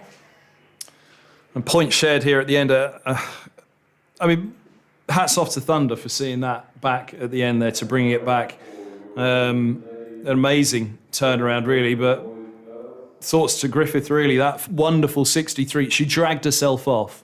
I think she realised at that moment, if Sunrisers didn't win it, despite all of her efforts, she'd really kick herself. And that's not damning of her. It's just the way that you could tell her emotion as she came off, because that's what she was feeling. Yeah, I think it's one of those, isn't it? As a batter, you always want to get the job done and see it home. Like we said, it takes nothing away from her innings. That was her feeling, though. But what you would say is that everybody else around her will look at themselves and say, Griffith has given us a magnificent innings, and 63 there. Somebody else should have stuck their hand up and said, fine, I'll do it. Absolutely. Yeah, she's got us very much in the game there, got us into a brilliant position. And you would have, between the rest of the team, almost got us over the line, but just not quite close enough. Scrivens and Griffith, that partnership for the second wicket, 23 for 1 it was when Tatani fell. Last ball of the power play, wasn't it? And then 1 ball to go, the 16th, when Scriven fell, it was still Sunrisers' game to lose. And even when Griffith fell, 117 for 3, 2 balls into the 19th, it was still the Sunrisers' game to lose. Amara Carr, thank you so much for your time. That was a wonderful game to watch. Sorry for you at the end, because I'm sure you're feeling it heavier than you're probably letting on for your teammates on that one. The points are shared. But it was a really, really wonderful game of cricket to watch from the sideline. Sunrisers 5 played, 1 win, 3 defeats, 1 tie with 6 points. Thunder now 5 played, 2 wins. They've got 11 points. And up at the top, Western Storm 13. Northern Diamonds 12, with that victory we were telling you about there as well. Amara Carr, thank you so much for your time. It's been an absolute pleasure. Good luck with the injury. Well, what's the time frame? Couple more weeks, hopefully. Couple more weeks. So hopefully be back for the 50 over part of the end of the 50 over part of the season. So yeah. Merchant Taylor's School on September the 10th, I think. 10th. Something like that, yeah. So. I need to look, because I'm doing that game. I hope to see you out there on that one. If not, maybe I'll see you in the commentary box. For Amara Carr, thanks for your time. Really appreciate it. And for everyone listening at home, thanks for joining us. An absolute cracker here at Wantage Road. It ends in a tie, but it was a wonderful day's cricket here at Wantage Road in the sunshine, in the Charlotte Edwards Cup. And, well, do look out for those next fixtures. But from here at Wantage Road, we say good night to you.